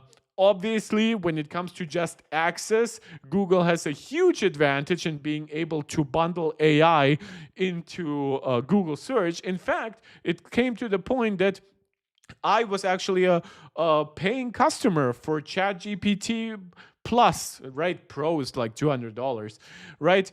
And I unsubscribed. I got a year free of Anthropic from PayPal, because I'm a good PayPal customer apparently. And sorry, I was just checking if I had a message. I'm waiting for something. But beyond that, I just now use AI inside Google search, right? The base responses in AI mode, without AI mode, are pretty bad. This is the stuff that you get on top of Google search these days. But if you go into the AI mode, it's clearly using a larger LLM, and it works better to me than basic Chat GPT. And apparently, I'm not the only one who noticed, because Sam Altman has declared a code red on Monday, so 2 days ago on December 1st, for OpenAI, making sure that employees focus specifically on improving ChatGPT so it doesn't fall behind competitors like Google and Anthropic. Altman said that OpenAI needs to work on personalization for each user, image generation, and model behavior like speed and reliability. I'm also sure that knowing that Google is now getting a deal with Apple, so like, look, we can argue like, oh, is $1 billion enough for like the model from Google? But think about it. If it's just the model, right? And Google doesn't give servers to Apple or whatever. Yeah, it's basically free money. It's basically more money for research and development. ChatGPT currently doesn't really have those kinds of deals. Yes, obviously it has a deal with Microsoft, but Microsoft currently is also rethinking some stuff. Right? Like Microsoft might try to double and triple down on AI, but they're also trying to do more in-house AI. Because if all their money eventually just goes to OpenAI and ChatGPT, that's really not the Microsoft-dominated AI future that Satya Nadella is envisioning, right? So Google debuted Gemini 3 Pro in November, and it outperforms ChatGPT on several benchmarking tests. Google has been luring users with its Nano Banana AI image generator, and Anthropic's Claude is popular with business customers, especially with developers. This is all potentially like, and don't forget, OpenAI's future. Basically, all their current funding is in mind with the idea that they will like quintuple, increase by tenfold their revenue in like 5 years or so, right? Their growth rate, their projected, and I'm not talking about their compute growth rate, because I feel like that's a very, very misleading thing where companies are like, oh my God, we are running 2 times, 3 times, 4 times more compute on our servers. But do you have 3-4 times as many customers, or are you giving maybe 50% more customers a model with 50% to double the parameters, right? So you end up with 2.25 to 3 times more compute needs or something like that, or measuring it in gigawatts, right? How much energy you're using. I mean, that's fine, but ideally, you kind of don't want to measure power consumption, because imagine if your next wave of hardware is like 4 times more efficient for AI compute, right? But you're using 2 times more of it. Ideally, you would still reduce your power consumption, or at least you wouldn't really grow it, but you would be servicing much more people. And I feel like that all the current parameters, because the parameters definitely cannot be profit. God knows OpenAI is like a decade away from seeing actual sustainable profit in any way. Even revenue is very questionable, because a lot of revenue is like, oh, here it's us giving money to NVIDIA, but NVIDIA is kind of giving us money by giving us a rebate on the GPUs. And here is us giving money to Microsoft for Azure services, but Microsoft is kind of giving us a rebate. So is that rebate kind of like, but Microsoft is investing in us. But is that really an investment if we end up paying more in Azure services than we end up getting back in investment? Kind of feels more like just like a circular business. Like Apple's business with Google, for example, even after $1 billion, is still decidedly one-sided, right? Decisively one-sided. Like Google pays Apple like $20 billion for access, for being like the premier search engine in Safari and iOS. now Apple is giving them back 1 billion for a good large language model. So, yeah, obviously they have problems. OpenAI's plan to start showing customers ads leaked earlier this week, but Altman told employees that ads are now on the back burner. I think they're afraid of pushing people towards Google and other services that might not yet have ads. And Google already has ads, but people tolerate ads on Google. They know it's part of the experience, right? So they're also working on shopping AI agents, which I think is going to fail completely. I just don't think that that's how people want to shop. Just how I don't think that AI is going to be a good travel organizer or anything like that. They also want a more proactive, a personalized version of ChatGPT, but that one has been delayed, which this one needs a lot of actual user data. This one cannot just be based on an LLM in the cloud. It needs to like ask your phone, what is this person liking to use? What apps? What photos? What are their contacts? What are their favorite website? It's just very, very questionable if Google will give them this kinds of Android access. If even they want to like waste resources on programming for that kind of access, they definitely won't have that kind of access on iOS. So I guess they probably want this to work well with like their own hardware. But then the question is, what are people actually going to use their new hardware for? Because unless it's a smartphone, then people will still keep the majority of their data on their smartphone. OpenAI has been testing several kinds of ads, including ads that would be shown during online shopping requests, but introducing ads could push users to other chatbots. This is why I'm telling you, similar to dirt cheap smartphones, which some people have argued, maybe Apple shouldn't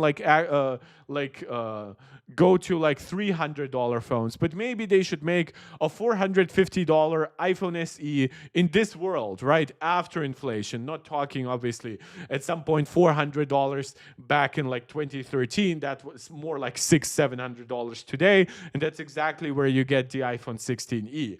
Like if Apple made a $400 phone today, that would be more like them making a $300 or even $270 phone back in the day, which obviously they never did. And I think that a similar thing is happening with chatbots. I don't think that people will have inherent like loyalty to a chatbot. I think they will switch them pretty freely until the market is more figured out. We saw that a lot with like early Android brands where people were experimenting with LG, HTC, Motorola, but now we kind of have like the major Chinese makers and Samsung, right? Like even Google, with all their powers, the Android platform holder, could really not make the Pixel into a formidable foe for iPhones or Samsung. So yeah, I think it's actually smart for OpenAI right now to really fear of losing customers, because I think they could. And in me, they actually lost one. I probably paid them like around $100, like for 4 or 5 months of ChatGPT Pro plus, right? Now I'm canceled. So, and whenever I'm using their stuff, I'm using it potentially over Siri, and I'm not sure what money they get from that, if any. Following the employee memo, ChatGPT lead Nick Turley announced that OpenAI would focus on making ChatGPT more capable, continue growing, and expand access around the world while making it even feel more intuitive and personal. I don't think this, honestly, it's like, this is like if Apple felt the need to announce like a code red about iPhones and said we're looking at making the iPhone more capable and to have continued growth. Like, yeah, that kind of should be your foundation for all your business anyway. OpenAI is not profitable and it has to rely on its user numbers for investments. That's correct. If it loses a significant number of users, which it has not thus far like failed to grow, but Google's growth rate has been much, much faster, to the point that they took market share from ChatGPT and OpenAI. So both are growing, but one is growing much faster. OpenAI will ship a new reasoning model next week, which this is all smoke and mirrors. Like, ChatGPT 5 was their new model. I promise you that they have absolutely nothing for the rest of the year that's truly new. Even if it's a little bit better, maybe they're giving you more cloud compute resources rather than an actually like more powerful model, which Altman said is ahead of Gemini 3 in internal evaluations. Even if it is, the question is how much more is how much ahead is it? What is actually the cost for it? Because Gemini, thanks to Google using their own TPUs, seems to be running more cost and energy efficiently for Google. So we'll have to see. Apple's private cloud compute next year is probably going to end up being a much more efficient solution than ChatGPT relying primarily on NVIDIA hardware. They have some struggles ahead of them. And I'm really glad that Apple didn't sacrifice any of their current hardware or software to just pursue AI. I'm happy they're still trying something, but no, I don't want Apple to enter this chatbot race where everyone in the end, like most of the participants, will lose in that. But that's about it for the AI stuff. I know some of you are bored out of your mind. Before I leave you guys, there is a little bit of stuff about Apple and Intel, and I'll probably try to get into it more in subsequent videos, and especially as we keep getting more information. But basically, there's been one big reveal by Min-Chi Kuo, obviously, who together with Mark Gurman is one of the most premier leakers in the Apple space. And before we get into actually analyzing it, let's just read some of that stuff. Intel expected to begin shipping Apple's lowest-end M processor as early as 2027. There have long been market rumors that Intel could become an advanced node foundry supplier to Apple, but visibility around this had remained low.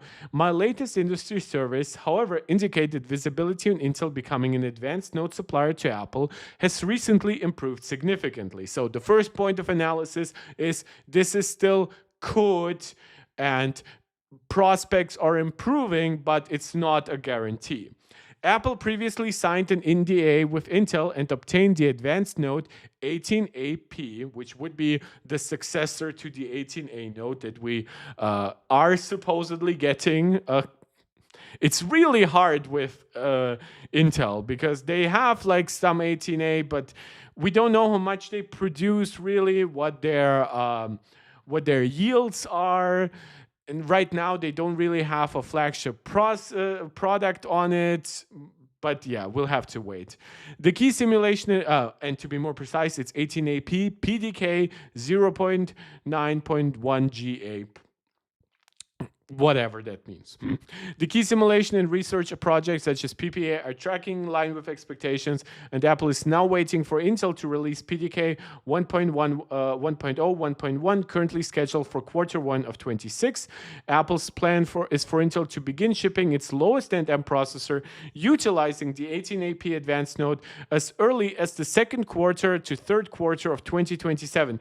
Now, that one is interesting because second quarter... that could mean like a May release for an M7 chip, similar to how the M4 released, right? Even before it released on the M4 iPad Pro right before last year's WWDC. And then roughly 1.5 years later, we now got the M5 iPad Pro.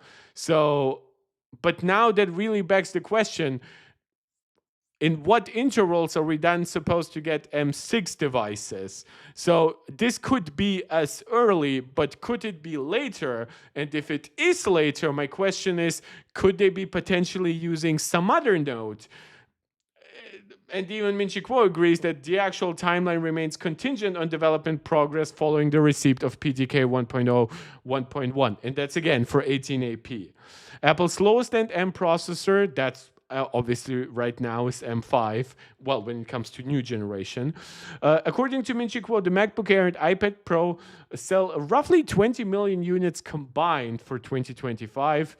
Obviously, right now we have an M4 MacBook Air and M5 iPad Pro. We are getting an M5 MacBook Air early next year, but you know what we mean, right? as MacBook Air shipments in 2026 may be impacted by a new, more affordable MacBook model using an iPhone class processor. I would love to know what's happening with this Mac. If it does come out with A18, honestly, it's going to be a little bit hard to recommend versus potentially like older, discounted M4 MacBook Airs, and especially versus an M5 MacBook Air. Even if that one is more expensive, it's just so much more future-proof in my opinion. Unless it's A19 Pro and unless it has an actually decent price difference to the MacBook Air, I don't see this cannibalizing sales too much. It's kind of how the iPhone 16e did not cannibalize iPhone 16 sales, certainly isn't cannibalizing iPhone 17 sales, right? Shipments of lowest end M processors in both 2027 and 2026 and 2027 are expected to be 15 to 20 million units. Now, it should be noted that I do not think that Apple necessarily has to buy M7 processors or M6, whatever this would end up being. Maybe it will be delayed till M8 or something like that. I don't think that Apple would even need to source the base M6, M7, whatever, all from Intel, right? They could source half if they really wanted to. And some might say, well, wouldn't that be a really confusing logistics? Well, they could differentiate. One would be maybe for iPad, one would be for MacBooks. We already have a precedent of Apple dual sourcing a single processor. That happened with the A9 on the iPhone 6s, which was supplied by both TSMC and Samsung. And we have a precedent now for the M5 chip to be differently clocked between the iPad and the MacBook Pro. So if maybe TSMC's N2P node, or at that point, A16, which Apple supposedly is not really wanting to use, or A14, maybe if that node is more efficient, then it could be more of a candidate for the iPad. If Intel's node clocks better, it could be more for a better candidate for the MacBook chips, or vice versa. Again, the final outcome remains to be seen.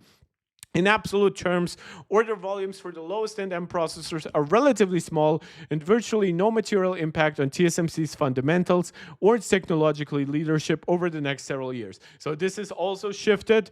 TSMC is now less reliant on Apple, even though Apple is still their biggest customer. TSMC can now ask for similar profit margins and even higher ones if they're specifically asked to make AI chips, right? Technically, they're asking the same money from everyone who's asking for like a TSMC made die, right? Basically, the price is per square area, but you know, when they are making deals with early customers, especially, you might have, like at Apple, because you have that volume of purchase, you might be actually able to push that price down. But if you're Nvidia, sure, you might have volume of purchase, but your biggest strength right now is honestly the fact that you're willing to throw money around. So TSMC might give you early access, but they might not give you that with a discount. They might actually ask a higher price for it for a while. And as Nvidia, you would still agree, because you need to keep pushing out AI chips at any cost. However, the signaling and trend implications for Apple and Intel are meaningful. For Apple, in addition to showing strong support for Made in USA, blah, blah, blah, still needs to secure a second source, because we never know what happens with Taiwan and TSMC and China and all that stuff. And for Intel, obviously, they want to have Apple as an advanced node buyer, or they just want advanced node orders in general, right?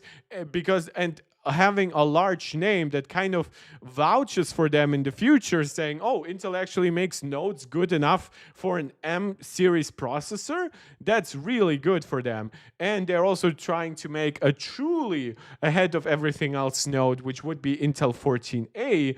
at which point they're also promising that this node will specifically also be either adopted by third-party customers or it might be canceled, because this node will be so advanced, so expensive, it just makes no sense potentially to produce for Intel only. So it's quite a crazy world. Now, I'm actually a little bit surprised that 14A is not the candidate for the node that Apple is supposedly using.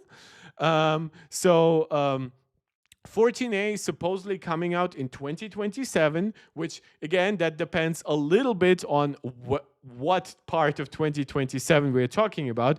This is news just from yesterday, so it's just as up to date as Minchi Kuo's reporting, right? And if Apple really wants to make an M7 chip on a truly great node, then I would argue that 14A would be the much better choice than 18A. But obviously 14A right now is at stage 0.5 PDK, which is basically how far along it is close to production.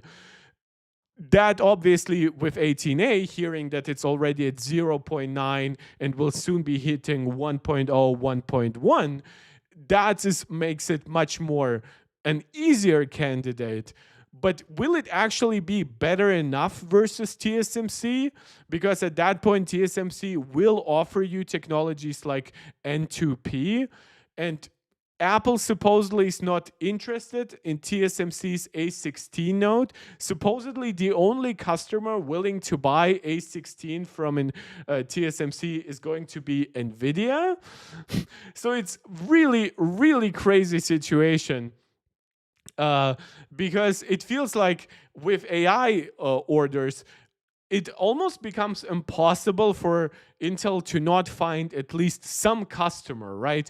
Maybe Intel and MediaTek will be, maybe Google and MediaTek will be interested in creating TPUs on it. Maybe some brand that currently working on smartphone chips, because TSMC is getting more and more expensive, could look into Intel. Maybe MediaTek, maybe Samsung obviously is trying to build up their own foundries, but maybe Xiaomi or something like that, right? So there is so much demand going around right now, and so much demand across main processors, modems, right? Apple right now needs supply not only for A series chips and M series chips, but for R chips on the Vision Pro, for C chips, for cellular modems, for N chips, for Wi-Fi and Bluetooth modems, right? There is so much. There are chips in AirPods, there are chips in HomePods, there are chips in Apple Watches. I'm surprised that supposedly M6, M7, whatever chip is going to be end up, would be one of the first candidates for Apple. Maybe that would be specifically so that Apple could tell the current US government, oh, you know what? We are actually making MacBook chips here in America, right? While saying, oh, we are building a Wi-Fi modem on it, here in America, maybe that they think it's gonna have less effect. But guys, the current US government, its leader is not going to be awake that much longer in many ways. Like, he's falling asleep he's fighting wokeness during every press conference, just to say the least. So I don't know which nodes are going to be used by whom. I will actually try to predict some of that if we get more reports earlier next year. But I do know you guys really care about this stuff, so I still wanted to cover this. Importantly, for 14A nodes, it's using high NA extreme ultraviolet lithography, something that TSMC has specifically said they're not going to be using, at least for the next 3-4 years, because they did not order the machines necessary to use high-NA EUV, while Intel did. So would that be enough? Would Intel being first to backplane power delivery be enough to beat TSMC? Will it be using high-NA EUV be enough? Now, they will probably never reach TSMC's volumes, because TSMC is just hyper optimized for volume production at this point. But they could have sometimes nodes now that are actually more efficient or more powerful or both, or at least more space efficient, or at least have some form of advantage over TSMC. And that was basically unthinkable not too long ago. And I have said it now on Discord with you guys. I'll say it again here. I think it's actually really good for the industry. I think it's good that Samsung will at least manufacture more of their own chips on their own nodes. I think it's good that Intel is strengthening back again. I would wish it wouldn't happen because TSMC is basically entirely busy with AI orders. But I am happy that TSMC might actually not become a full-on monopoly. Because if it did, it would be really bad. Monopolies are always bad if they have full control. This is why I always argue that Apple's App Store is not a monopoly.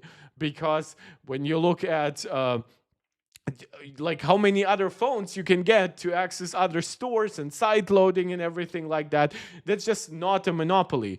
If you are willing to, if you want to make a high-end piece of hardware and you have only one chip supplier, and that chip supplier can afford to basically demand any price from you they want, and they might not even have the capacity for you because Nvidia and Apple and everybody else came first, well, now it's a bad monopoly. And it's a monopoly that would impact other businesses, and the way it impacts other businesses then in the end ultimately impacts us as consumers. Well, there is also more Intel leaks, but this is for the chip with even the smaller GPU. So I'm very much seeing that Apple's M5 still could be, especially in efficiency, the absolute winner with everything that's coming in 2026. Because honestly, there isn't that much coming out in 2026. But we'll have to wait and see. Obviously, you have to think about there being like 12 Xe3 cores, so you have to kind of triple that almost, don't forget. Then you will face bandwidth limitations. So I just wanted to show you this. I will keep on talking about Intel chips, AMD chips, other Apple competitors. Obviously, we talked a lot about Samsung today. I did promise to talk more about non-Apple stuff, but we did today already. But in the future, I'll try to read up even more on those competitors, be more proactive in covering them early, maybe covering even some live events. I know it's less interesting to most people watching this, but I hope to make it interesting enough for you to tune in, discuss those things with me on Discord. I'll try to always put a little bit of an Apple spin on it, try to compare it to Apple products wherever applicable. So I think we're going to have some fun. As I said, I am trying to get back to a more regularly scheduled program, and I'll definitely be delivering on that up until like December 17th, and then it's going to be a little bit more erratic again. Thank you to anyone who makes this possible. If you're watching this and you're enjoying this, please do all the YouTube jazz, as we call it around here. Subscribe, like, share, comment. Consider leaving a super chat and super sticker whenever you catch me live. Consider becoming a channel member right here on YouTube. Shout out to all our MarkTech Pro Max supporters, and shout out to all the supporters over on Patreon. However, just watching the videos, just leaving a like, it all means a lot to me. Thank you so much for enabling this hobby for me. Beyond all that, I'll just catch you guys next time. Don't even know what I'm going to be talking about then, but hopefully we'll have a new iOS beta by then. Hopefully we'll have just maybe some like end of year news from the likes of Mark Gurman as we head into 2026. So I'm not wishing you like happy holidays or anything thus far, because obviously I'll see you before then, but I'll see you definitely next time. Thank you so much. This is MarkTech tuning out.